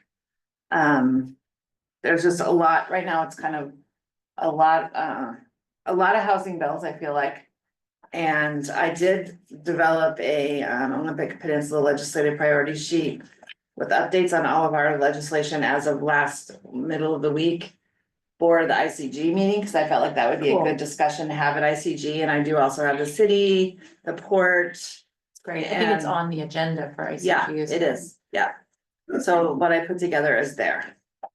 And good job getting your LCP letter in for the aquatic center. It's a big deal. We've delivered letters from the paper mill at East Jefferson and for the Mill Road roundabout project as well. And the hospital is gonna also do a letter. And then I told you a little bit earlier about I told you a lot about what's been going on the Hoe Road, and I feel like what I felt wasn't clear before is starting to become clear. Is like, who needs to talk to who? Right. To free this money up for this emergency funding. And, with it being, federal highway administration funding, but the state deploys the money. And so it had to be the right state person. It's been a bit of a cluster. But I feel like we've got the right people talking to the right people now, so. That's really the key, right? And Eric's got the estimates from the contractors who can do the repairs and sent those off and sent off the memo saying that the bomb cyclones did contribute to the conditions that created the road failures. Right. So. Great. Moving forward. Yeah. 12/27. Can I say one quick thing, just to kind of put a pin in it? We got a request from Bayside to write a letter of support before March 3rd for their application to take over the Veterans SSVF grant that BOCC had, and then it was as a subcontract fee. And then it was pulled to Opportunity Council out of Whidbey Island, I think. Was not working. And it was not working great without the local connection. So I want to talk about it at the OLCAP meeting this coming Thursday, but I think throwing our support behind Bayside in their application makes a lot of sense, especially with James's military experience as a new housing director. So I think it seems like a really good fit. So I just want to kind of make sure you guys don't have any objections to me bringing that letter for our next Monday meeting. No, certainly not. And I like the idea that you're gonna talk to OLCAP about it, just because they used to hold that contract and might have some good advice and other thoughts to make sure we're considering all the things we need to consider. Cool. You want to list it on consent, or was that a discussion item? It's probably a consent item. You have like a minute. Do you have anything you need to share from last week? I'm sorry if you didn't. Nothing's hugely important, but I mean, I can run through what I did. Yeah. And on the 10th, of course, board meeting, and on the 11th, and you've already mentioned a couple of these things, a DNR feedback session with the two fellows, very insightful feedback. And then at 10 o'clock, Greg and I joined Jim Fetzer from Fallon Transit and Nicole Gautier from Jefferson Transit to go over visitor center project with a consultant. And then I was a fly on the wall for the BHAC meeting, and then I had to cut out of that because the CW defense grant team met to digest the feedback that we received earlier that morning. Then on Wednesday, I had my routine meeting with Judy Shepherd, and then a meeting with Philip Sucker and Josh Peters to go over the timeline and whatnot for the Pleasant Harbor project.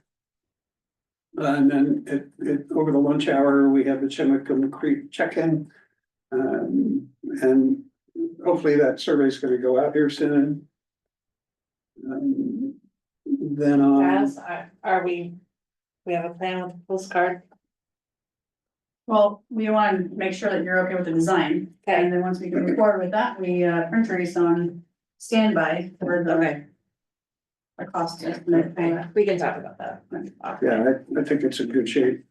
Then on Thursday, CEO breakfast with Cindy Brooks, a very small attendance this time.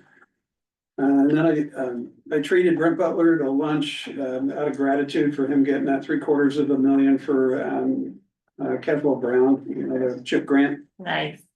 And then I tuned in to the Washington County Administrators Association on legislative update. And then my regular meeting with Josh Peters on Friday morning, and then I actually took 4 hours off in the afternoon. So that's it. Okay, awesome. Thanks, Mark. We'll recess until 1:30 when we come back. I'm going straight into exec for half an hour. Yeah, well, I'll be out for a sec, but yeah. Then we'll be. We have a meeting with Stephanie. Okay, so I'm just coming back to order, but we are going to immediately go into executive session with our county administrator, our chief civil deputy prosecuting attorney, our civil deputy prosecuting attorney, our public works director, our assistant public works director, our community development director, and our natural resource program coordinator regarding potential litigation. Exemption is outlined in the Open Public Meetings Act, RCW 42.30.110, parentheses 1, parentheses I. We're going in at 1:31 and we'll be coming out at 2 because we have a timed item at 2 o'clock on our agenda. We'll see you back here at 2. Start close with no Scottish garb. Exactly. For any action. Nope, no action. Are you ready? Are we? Yep, call us back in. Okay. Calling us back into session. We're coming out of executive session and we're not taking any action. And we are gonna move on to the last item on our agenda for today, which is unless we can do a legislative update, but which is a workshop regarding the public facility district. And as was mentioned earlier today, we're gonna add public comment to this item because it was requested that we do so. So we did. Can I tee this up? Yep, So, counting on you to do that. excellent. And it's great that Ariel's here and we've got, the agenda was rife with document supporting this. I just want to be clear about what we're talking about right now, which is potentially setting a hearing to create a PFD. And, there's been comments about slowing down and I think we've been moving really intentionally and methodically through this as you've seen some of the Healthier Together task force meetings, and we had the steering committee before that. We've put some ARPA dollars into it. We put a lot of in-kind resources, though I do want to point out that there's no budget line item for, money into the PFD except for the $20,000 LTAC award. So that's, other than that, we're just doing this work as we do the, umpteen different things that we have, the balls in the air, spinning all the plates. So it's kind of through the efforts of volunteers, as Diana Cade said earlier, and the Healthier Together Steering Committee, that we've come to this conclusion that a PFD is appropriate for contemplating this big work. You know, much has been made about Pasco that had a PFD for decades before they passed a bond, but of course they did pass a bond, and that PFD I don't believe was created for that sole purpose initially, but having that organization, whether it's on South Whidbey Island, you know, as with the Parks and Rec District, or a PFD here, or in a city like Port Angeles, that's more of a metropolitan area, and MPD is something that brings the private and the public together. Obviously, the private has been working on this, the private sector, for, you know, since 2014, and so this is an effort to actually bring the public and the private together. So been working with the legal team on what this looks like. You know, the RCW of course requires just a resolution. We could just sign the PFD into existence. We wanted a more robust and open process. And I do feel like this is just the methodical next step in, you know, optimistically and energetically working our way to a pool. It doesn't mean that we are creating a sales tax. It means we're creating an organization that is going to lead this effort, and it will definitely rely on both foundational giving, private giving, grants, searching out grants of both the state and the federal, and, you know, very likely an ask of the voters as well. And, you know, the design grant that we've asked for and are partnering with the Chimicum School District on, as you referenced yourself, you know, that having that pre-design done is what enables you to go to private foundations and big donors. So we are really, I don't think we're putting the cart before the horse here. It's just a really complicated system that we're trying to build. So let's see, anything else I want to touch on? We don't have to debate the ordinance that we saw today. Yeah, that's really will be debated at the hearing as well, right? And we want to make sure we get robust input from everyone. I think I already said that over 1,600 survey responses now, and going into the Mason PD bill. So like, there's a lot of interest in this, and I just want to make sure that we continue to build on our momentum rather than lose that momentum. So with that, I pass it over. I don't know who's going to run through the slide deck. Ariel has a tendency of putting. Nice. That's very. She does the hard work and I do the monkey work. So. Okay, excellent. Well, I'll pass it over to Mark to take us through this presentation. Okay, so this is a relatively brief presentation that I'll go through, and the agenda is going to cover what is a PFD, what are the benefits to creating one, a recommended timeline, and then a discussion and next steps, incorporating much of what Commissioner Brotherton has already said, but a little more specifics. So what is a PFD? Well, it's a municipal corporation, an independent taxing authority, and all that's covered in the state constitution. You can see the two sections of Article 7 that are quoted there. And it's authorized by state statute, and public facilities district, hereinafter called PFDs, they can acquire, construct, own, remodel, maintain, equip, re-equip, et cetera, one or more public facilities. So as you said, Greg, it could be a pool, it could envelop our community centers at some point, or a facility that we've not yet contemplated. And so what are the benefits? The principal, well, there are two really. One is that the PFD is a fundraising mechanism, and they can either go for a sales tax increment or a property tax increment. But they can't fundraise. It would require a nonprofit partner to do the private fundraising or grant writing. Is that true? Well, no, they can put a ballot measure on fundraising, like grant writing or asking for major gifts. Sure. Okay. Right. Yeah, they can apply for grants, and like Greg mentioned, public-private.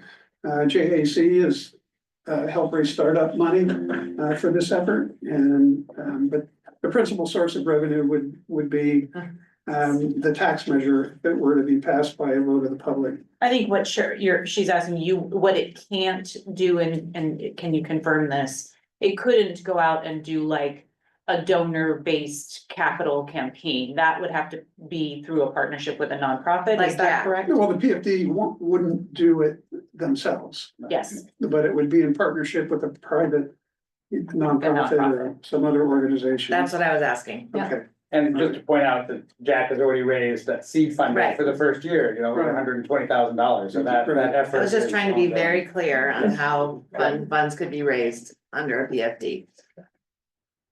Okay, and another benefit of it is when you consider who to put on the PFD board, you can look for certain skill sets and have very talented people on the governing body of the PFD. Okay, recommended timeline. Well, right now we're having the workshop. Next Monday, we'll ask the board to approve a public hearing notice that will be published on February 26th in the PT Leader for a hearing to be held on March 10th. And that only requires a 1 week notice? I already checked and he confirmed that. yeah, Cause that's happened before, one when time. something's One required in 2 publication is weeks, all we need. okay.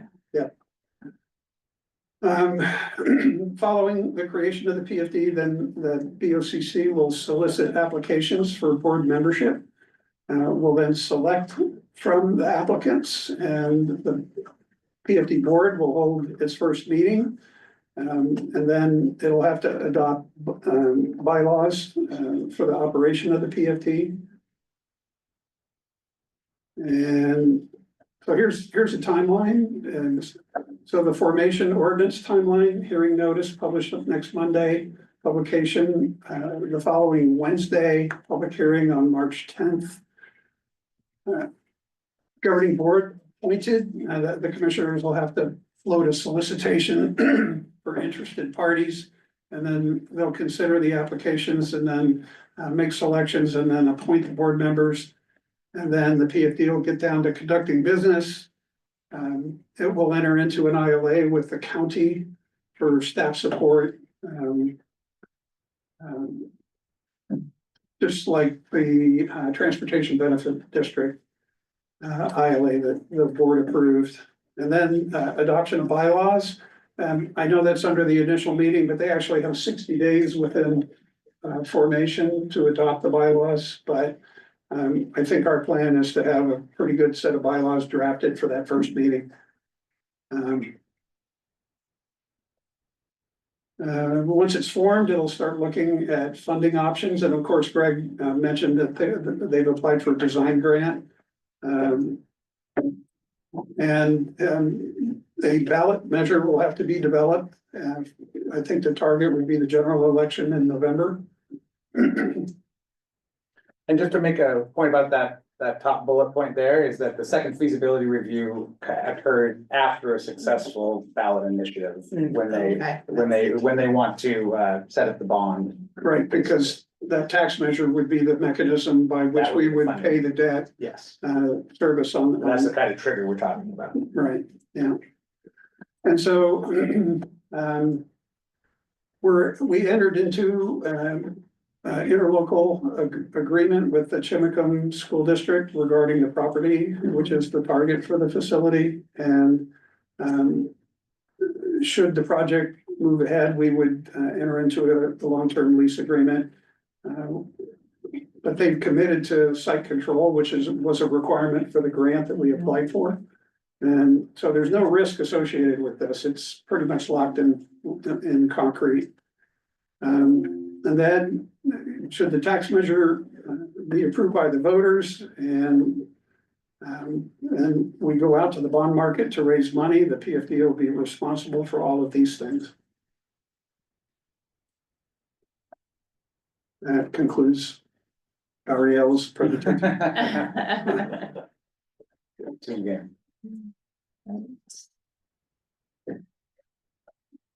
I don't have any questions. I read through all this last. Yeah, me too. One thing I just want to point out is attachment E is something that is a pretty speculative document, but there's some real hard numbers in there too, and that's the prospective budget. It's like the last page on Page 58 or 59 of the main thing, and it shows kind of a 2-year outline, really illustrating that we do have, thanks to the fundraising abilities of Jack, the seed money to get the PFD going and operational to see if we can build on this momentum. But that there's in that budget $3,000 for partnership analysis. And I just want to be clear, the fundraising isn't done, and partnering, collaborating between Jack and the PFD and other parties to figure out how we can raise additional monies, even assuming a great design that comes out informed by the survey, that gets to the ballot, that's voted by the people. You still have 4 to 6 months of time to keep working before any of that tax revenue would start coming in. So there's going to need to be more fundraising just to keep the PFD operational, and that is kind of the squishier part of the budget that we put a 2-year budget in, and meeting with some. So are you looking to share that page or? Oh, I just wanted to call it out. I saw people looking for it, I thought. I can share really quickly. Oh, I'm not even in the meeting right now, so I don't think we need to. It's the last page of the main attachments, 58, 59. I mean, in some ways, while you're bringing this up, you're skirting around the edge, or at least starting to address the concern that we've heard from the public, which is, if we're doing all this effort to put the survey out there and get input from the public about whether or not to have a pool and all of that, why are we starting this process now? And I think we're making it really clear that these are all steps that need to be in place in order to keep the momentum moving forward and to be prepared if a vote were to go forward. I think and say we should move forward.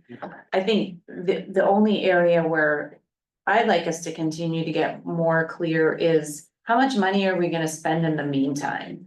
Are we, and are we, what are we comfortable with in investigating this idea before we put it on the ballot? And so I think this helps to describe some of those things, but it doesn't really give us the timeline as much, like how much of this gets spent before a ballot measure, for example. Well, year 1, basically. So you have the ballot measure itself, which costs $60,000. So that takes about half of what Jack has raised. And then it's a bit of a smoky number, the $50,000 for consultants or staff. I mean, we're looking for a PFD, as Mark said in the presentation, that brings a skill set to, that can move it from a design to a vision, or from a vision to a design, I guess, really.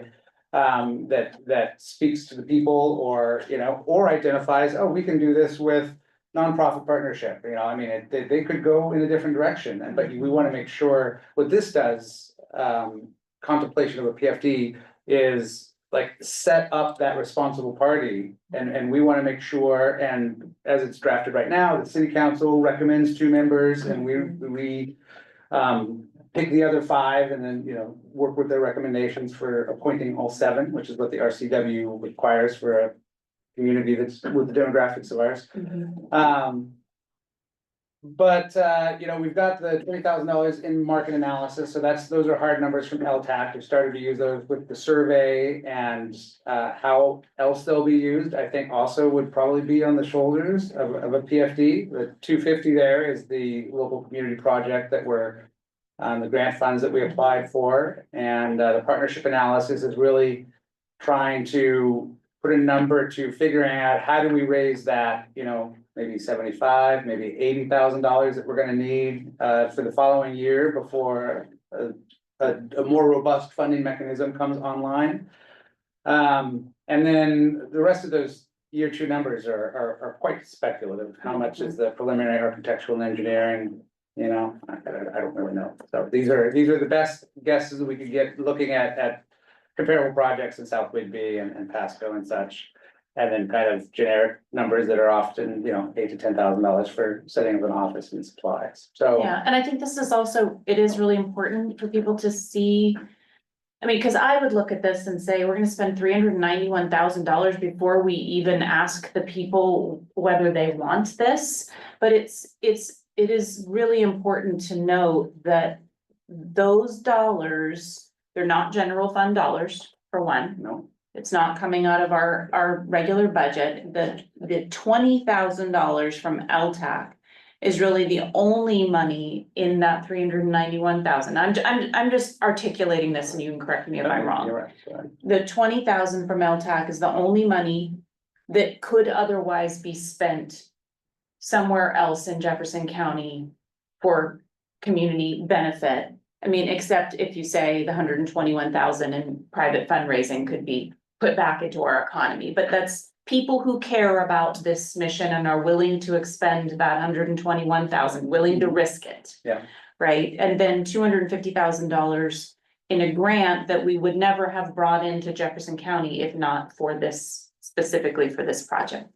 So seeing those numbers helps me to get through my concern, which is why in the world are we spending $400,000 on something that we haven't even decided on yet, right? So these numbers are very helpful to me in that regard. And to help answer those questions that I get from residents in the community. Yeah.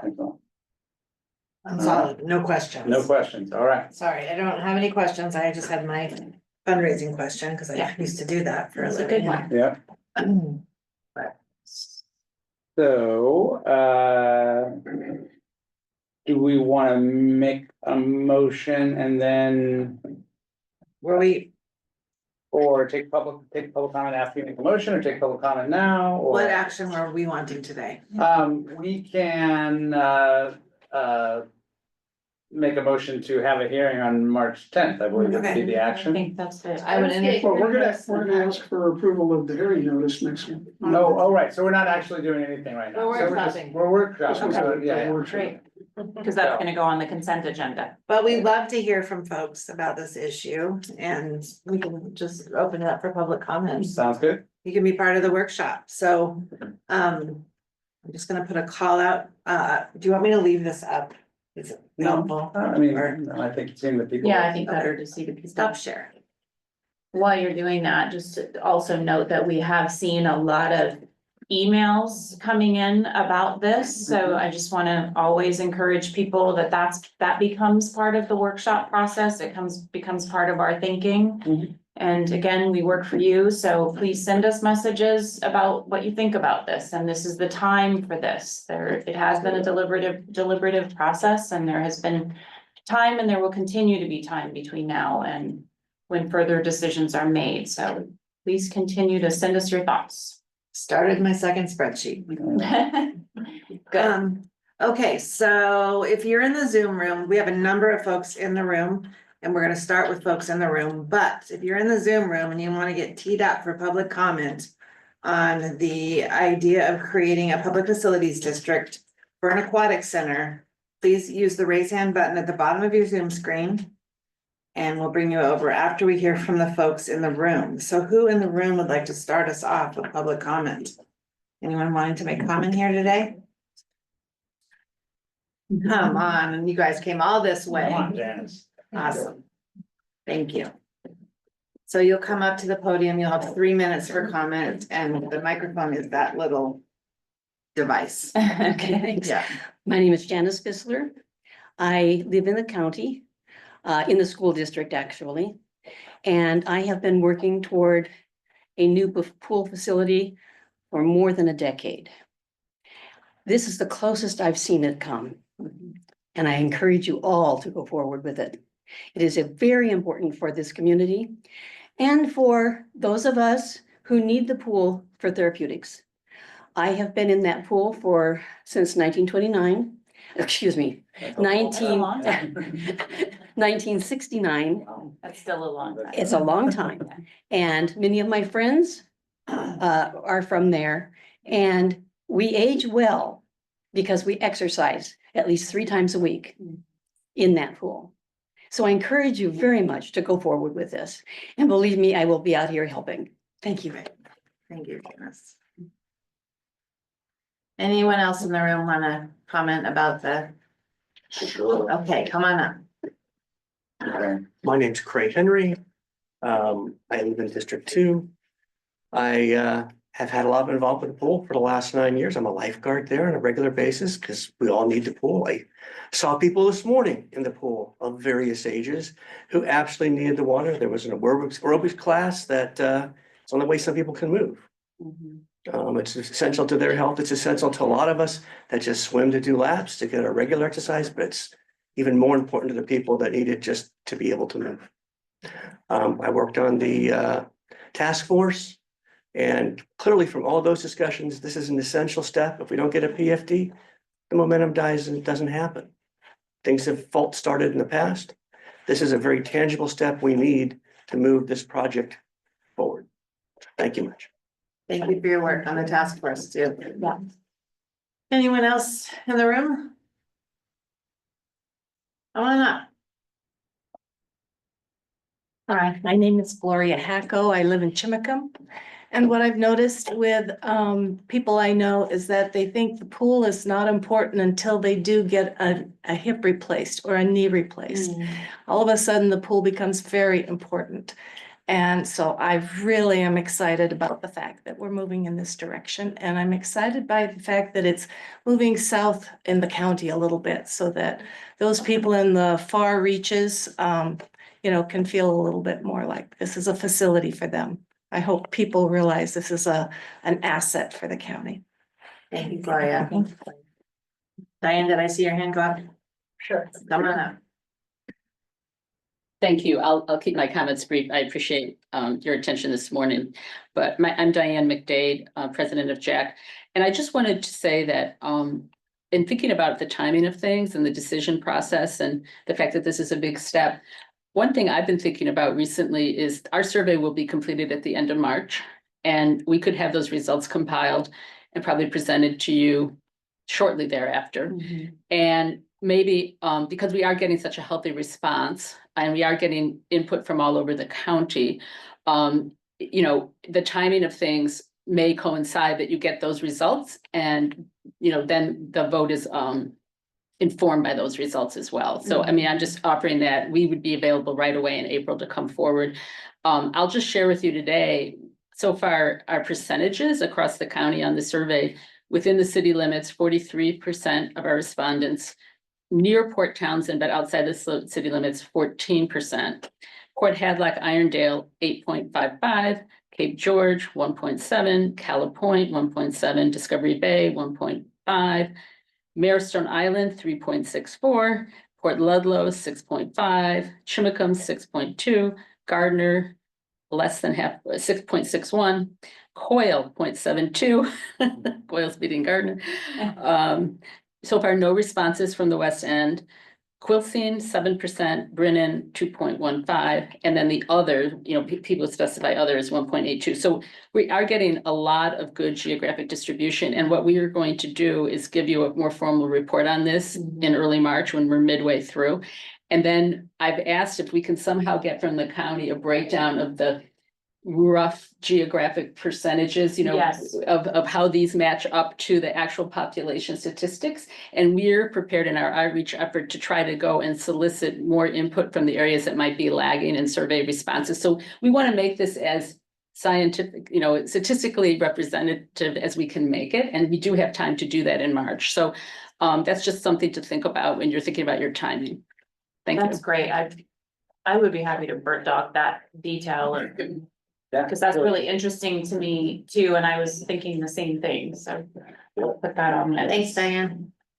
Anyone else in the room want to make a comment? I see we have a couple more folks. Either of you ladies want to make a comment? No. Okay. We're going to go to the hands raised online and we will start with Jim Friedman.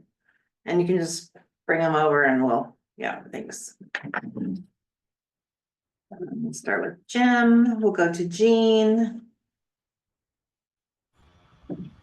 Okay, so I just wanted to talk more specifically about why I think the city of Pasco kind of fits this bill.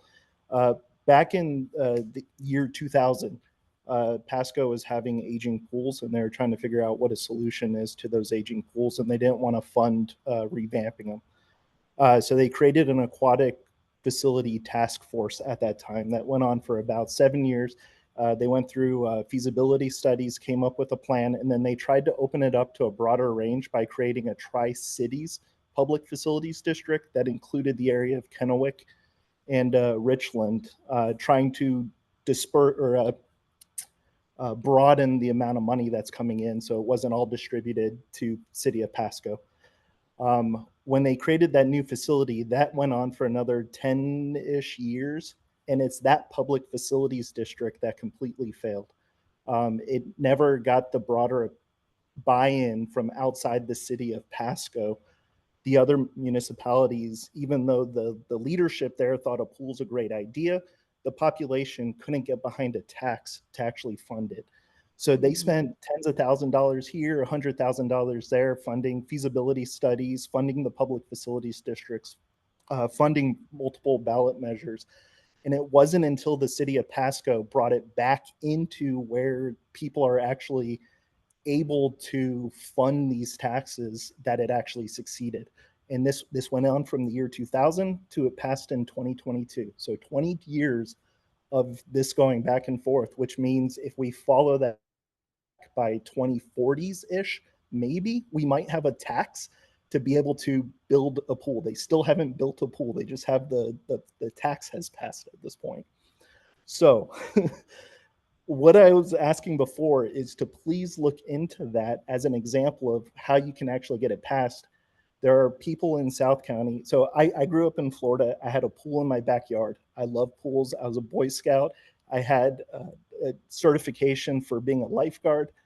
It wasn't a $30 million pool in my backyard, but it was a nice pool. I have the luxury of not having to worry about how this tax really affects me. I make a good enough salary that it's not a big deal. The thing that changed my mind about the pool was during the original Quilcene meetings where I heard people talking about that this is coming down to lesser food on their table because they have to put money into a tax. And the idea of forcing a tax on people when they're struggling to put food on the table for something like a pool, I think everyone agrees pools are great. I think we have to figure out a way how to tax the people that can afford to pay that tax versus forcing it on the entirety of the county. And by design, this pool excludes the lower 20% of the county, which is, I believe, some of the poorest part of the county. And includes 100% of the city of Port Townsend. So a large portion of the unincorporated county is excluded from the actual designs. And 3 minutes. Thank you. Okay, we're gonna go to Jean Ball. And then Shelley Yarnell and then Tom Tiersch. I think we can hear you, Jean. Okay, thank you very much. I just lost my page. We'll find it.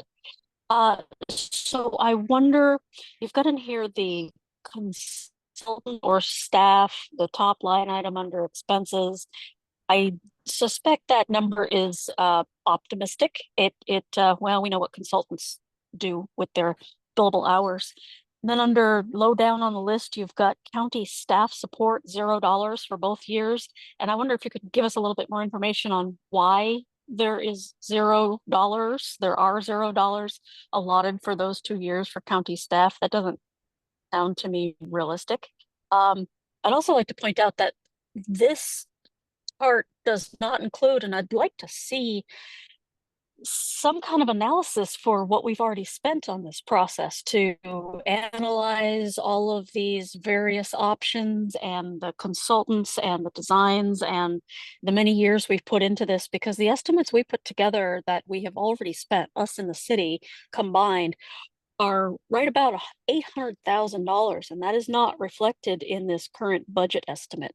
So I wonder if that could be compiled so that we could take a look at that as well. Thank you. Thank you, Jean. Shelley, you'll have 3 minutes for comment.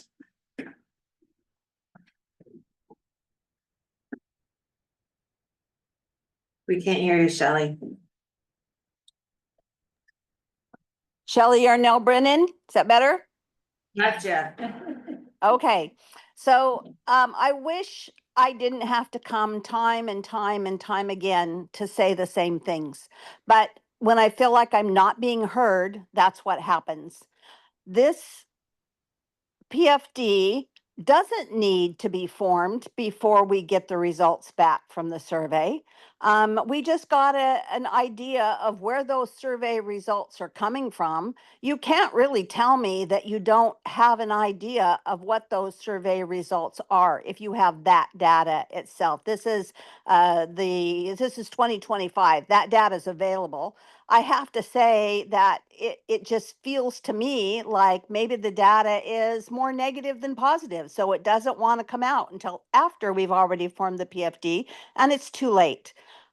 This comes to me in kind of a Marie Antoinette statement, let them eat cake. I don't feel like this needs to move this quickly. I don't feel like it needs to be forced on people that don't want it when you don't know how many people don't want it. But you're going to push it through no matter what until you show that something won't pass on a ballot measure. Let's slow it down. If we were spending as much time pushing important measures as we are this pool, we could get lots of things settled. Thank you. Thanks for your comments, Shelley. If there's anyone else with us online, I know you're in the waiting room there, Tom, just a sec though. If anyone who's joined us online would like to make a public comment about the creation of a public facilities district, which is not happening today, which will happen in a couple of weeks. But we are interested in hearing your thoughts on this matter. You can use the raise hand button at the bottom of your Zoom screen and we'll bring you over for public comment. There's a call on the line too. Oh yeah, and if that number is always there. 340. I think it's one of our staff, but if you're called in and you'd like to make a public comment about this matter, you can press *9 on your phone and we will also bring you over for public comment. Okay, Tom Tiersch, you might get the last word on this. Oh, no, not that. Good afternoon, commissioners. Thanks for the opportunity to comment. Appreciate you making the time available. So this is our first look at this proposed ordinance. And I've got to go through it with a fine-tooth comb, but I've noticed a couple of problems with it already. One being minor typographical, but I'll send you those comments in writing. But the one part of it that really catches my attention is the provision that in, what is it? Well, I'll give you the citation. It's 3.90.40, which talks, paragraph 6, which talks about the fact that a PFD can't incur any debt or obligations that it can't pay for it by itself. In other words, it can't pass debt on to the county or the city. And that would be nice, but I don't think that's realistic because let's face it, even under the interlocal agreement that's going to have to be signed, the only funding source that this PFD is going to have is going to be the sales tax. And the revenue for that is basically county tax revenue, isn't it? And what happens if the PFD gets into trouble and defaults on its bond debt? I mean, how is the bond going to be secured? Well, it's a revenue bond. So eventually the county is going to be on the hook for that if the PFD gets into financial difficulties and ends up going bankrupt, which could well happen. So I'm just wondering about that because, you know, PFD is an independent, supposedly government agency. And I don't know, this whole ILA relationship is going to have to be very carefully crafted because all these other provisions that are in there that says, well, the PFD has to do this within so many days and so on and so forth. Well, they're an independent agency. Once they're formed, they can do anything they want to. If they want to do bylaws within 60 days, great. But if they don't, well, too bad. I guess you could always unappoint all the members and appoint new ones that are more obedient, but it's going to be a strange relationship, I think. On the draft, well, that very rough budget that we saw there in attachment E, isn't the cost of a ballot measure a lot more than $60,000? I thought it was closer to $110,000. Could be. The other thing, of course, is the rather optimistic projection of revenue from the sales tax. Who says that we aren't going to have a major recession? I think we are, given the way things are going in this country right now. That 1.8 million of revenue could well be down by 30% by the time all this mess gets over. Look at what happened during COVID and how much revenue from sales tax dropped. It was a lot. The other thing that's never mentioned is the fact that the sales tax revenue is not enough to fund the pool operations, and fees for usage are also not sufficient to fund the operations. That $400,000 that the city pays in subsidy, that's going away, and I don't see any place that's going to make that up in the operations cost for this proposed pool. So I'm really kind of worried about how this thing is going to turn out. But thanks again for the opportunity to comment. Okay, thanks, Tom. Is there anyone else with us in the room or on the line who would like to make a public comment on the matter before us, which is the creation of a public facility district, which we're not doing today, but we're workshopping with you all. So anybody else online have anything on this matter who hasn't already spoken? Anyone in the room? Okay, I'm gonna close public comment. And does anyone feel Yeah, I'll moved to respond to respond? this. Appreciate everyone that made comment today and address a few of the kind of more question comments. One, I think Ms. Ball asked about how much has been spent so far in the effort, and there's been a couple different planning efforts, and I did have to compile that for the local community project application. It's about $300,000, right? We put in $100,000 from ARPA relief funds, as we put funds into other things too. Some of them bore fruit, $20,000 for a skate park, got a $750,000 skate park. So sometimes they bear real fruit, sometimes they take longer. There's a lot of in-kind support from the city. I mean, they had a half staff member basically fully dedicated to this. So I don't know exactly how much that was, but I think they put in $30K for that steering committee. But the port put in 5, the hospital put in a little bit, the ED put in a little bit, so we put in the lion's share for that. And then and we got the report that we decided was not sufficient. So when we did the task force last year, we spent really de minimis dollars. And so to her question about why is there zero for county staff, it's because, Ariel and Philip spent time working on this ordinance. I spent a lot of time working on this project, Wendy housekeeper, corral, task force members all summer long. And those are just kind of doing business. We often put, money into projects and we haven't put a budget line to that, but it doesn't mean that it doesn't cost real capacity, right? But it's capacity that isn't a budget line item like the LPAC revenue is. So I think more like $300,000, and I also, those sunk costs to me are not as important as what we do going forward. And speaking to Mr. Tiersch's question about the ballot cost, I asked Quinn, our elections coordinator, how much it would cost, and she confirmed that about $60K. It depends how many initiatives and everything there are, but for a general election, it would cost $60,000. For a special election, $120. Is basically the cost breakdown she laid out between the fixed costs you have to share and the direct costs that you have to pay for your ballot. There's let's see, other questions, like I don't know, I'm not a bond expert yet, but I feel like if this keeps moving forward, I will be a bond expert. So maybe I'm gonna have to table that question exactly on the what obligations, what risk the county has. But I think most of those requirements that are listed in the ordinance, and I of course welcome Mr. Tiersch's fine tooth comb, are mostly RCW requirements. So that's required, just as we are, agents of the state, and we're required to do certain things. They have certain conditions, like the 60 days, I believe, comes from the RCW on formation of a PFD.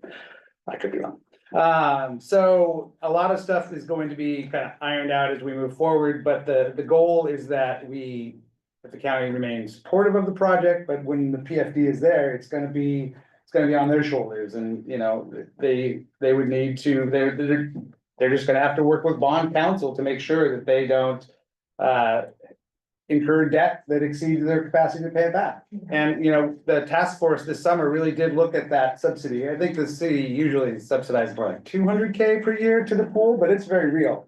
That operational costs. I'm not sure if it's 400, maybe, I don't know, I could be wrong.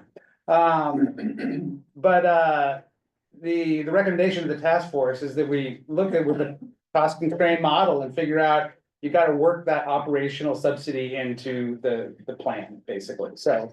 Yeah, and I'd like to comment on Mr. Tirsch's comment about sales tax. I have our treasurer's most recent sales tax report for the budget committee meeting coming up.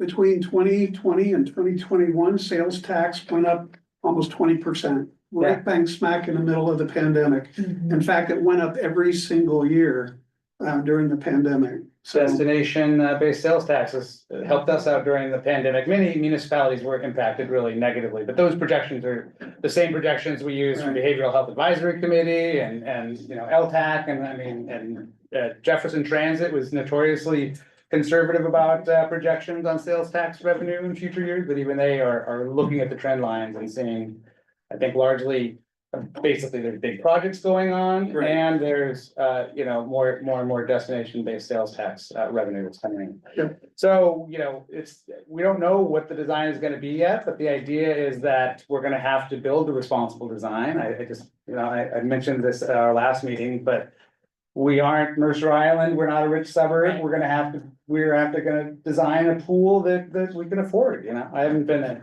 huge proponent of like the sprung or the prefabricated, you know, extruded materials, but maybe that's what we can afford. I think we're just gonna have to have a lot of long conversations after we get through the survey. And I would note that Ms. McDade, you know, offered to delay, if we wanted to delay the formation of a BFD until after the survey results are in, we can use that to inform it.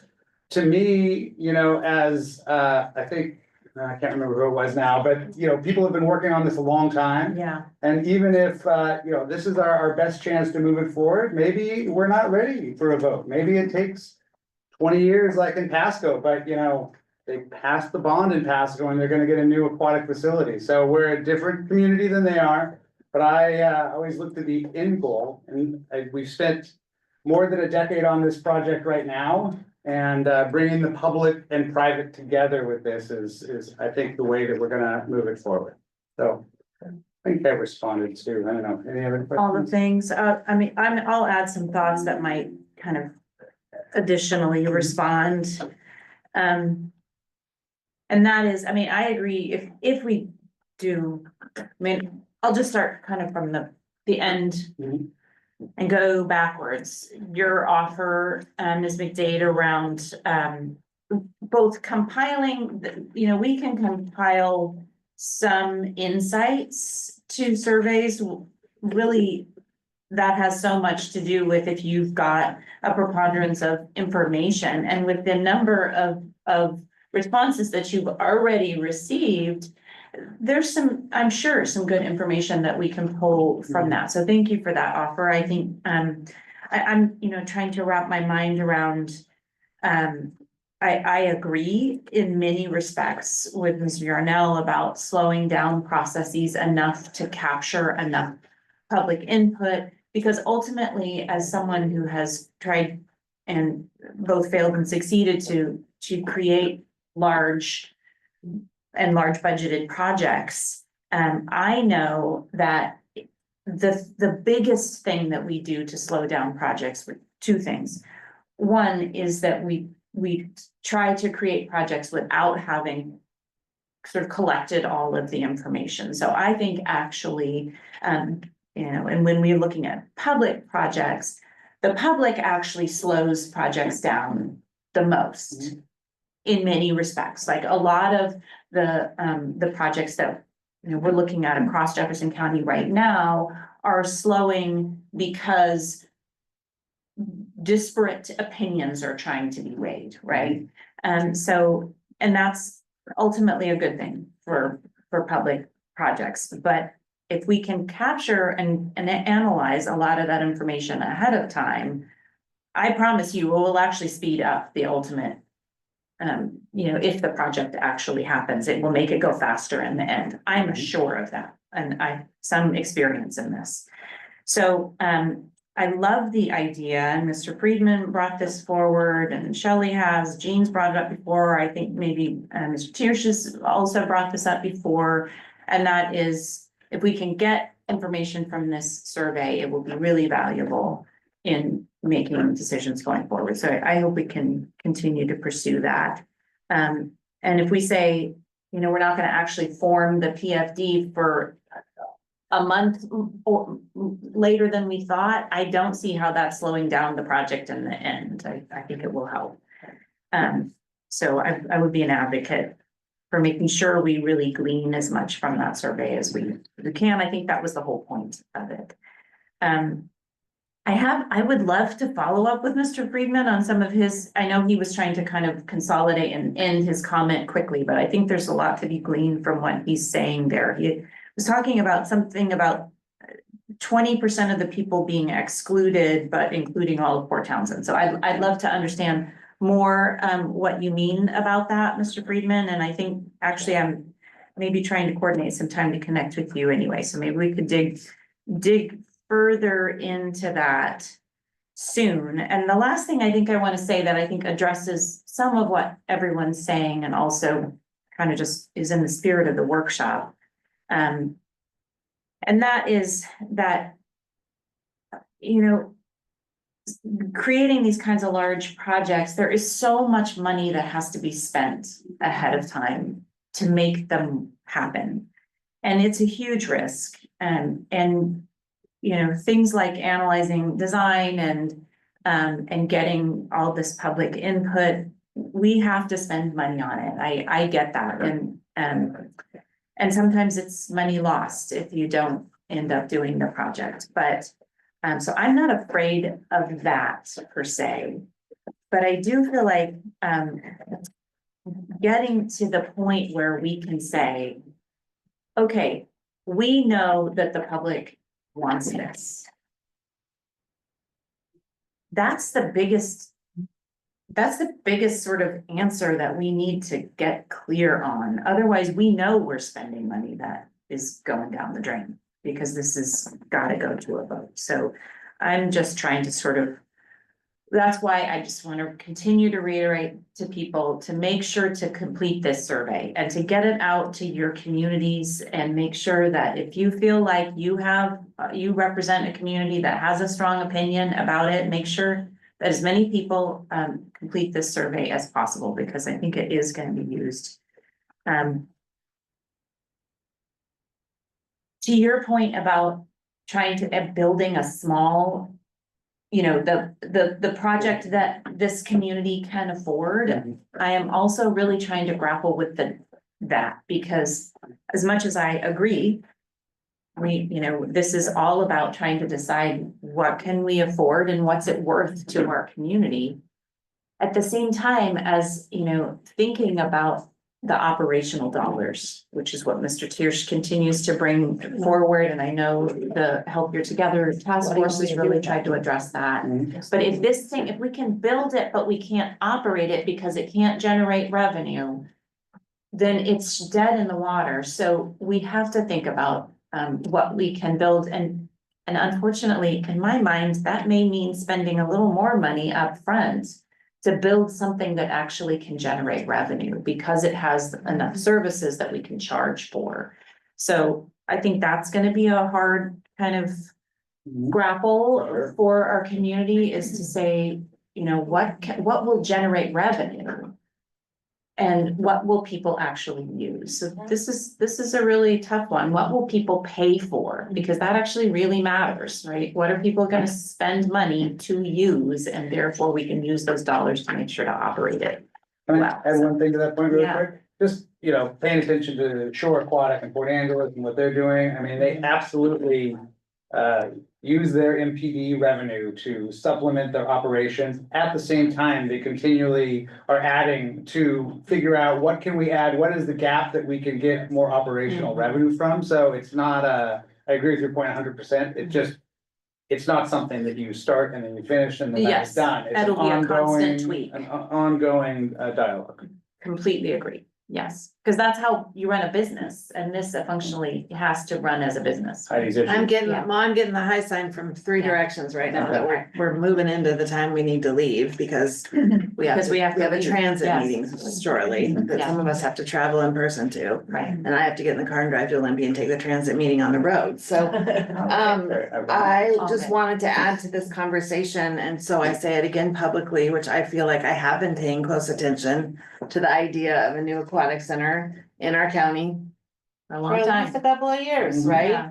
And I was cataloging all the comments I got, and the vast majority of them directed my heart to something more central in the county, and people were excited about that. And that was just, and I'm happy to share my spreadsheet, and I'm gonna start a new one. Add to it, yes. Yeah, I'm gonna start a new one, but I also would say that, you know, I grew up here and watched most of the facilities that were fun for kids Yep. close. Me too. And so that's one big reason that I'm super excited about a new pool facility that hopefully has something tailored to kids. I hope the survey's coming back with that. I can't imagine it's not because of the comments I've gotten in the last week. But I really feel like for the families that live here now and the families that are gonna come, this is a really important investment in our community. And I've read all the comments we've received so far this time around. I hear the points. I think private fundraising needs to be part of this. I don't think we said it's not. I think we said it will be. And I think people need to hear that. I think people are just hearing the pieces of what's being said that they want to hold on to.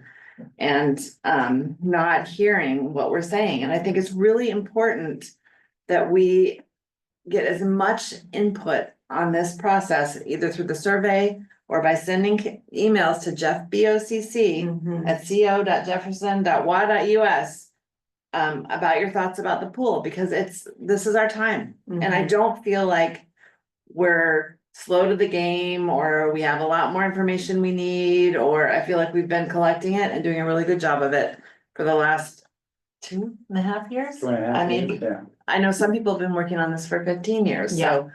Or more. Huge props to those folks. So I'm excited to see this process move forward. I feel like the process we've outlined for forming a PFD can run alongside the survey process, and they can meet up, and then we can consider all of the information we've gathered. And so I think we're on the right track. I know I'm gonna get pushback for that, but sorry, go ahead, push. That's where I'm at, and I've been listening closely to all the comments that we received for the last couple of years, and I was the one that asked for the drive time analysis to figure out where I thought the pool should be. That was just for me, you know, and then I shared it, and it resonated for a lot of people. So I feel like, you know, if there are other analyses that people are interested in seeing, let me know, and I could talk to our GIS team. They make magic happen, so. But thank you everyone for your comments, and I look forward to the work ahead, and it's going to be work. And we are going to adjourn for the day and not do a legislative update, although there's a lot, I'll just say there's a lot going on in Olympia right now. Bills are still getting introduced, but it's slowing down. We're at about 1,700. And I think about a third of those, or a quarter of them could affect counties. So we're trying to pay attention to a lot right now, but we go spend a couple days down there and see what's cooking. Fun stuff. We're adjourned, and we'll see all Thanks, three of us will be going to the transit meeting if you want to hang out with us some more. Yeah. Halfway out of the county, four corners. That's a public meeting too. Thank you for your. Right.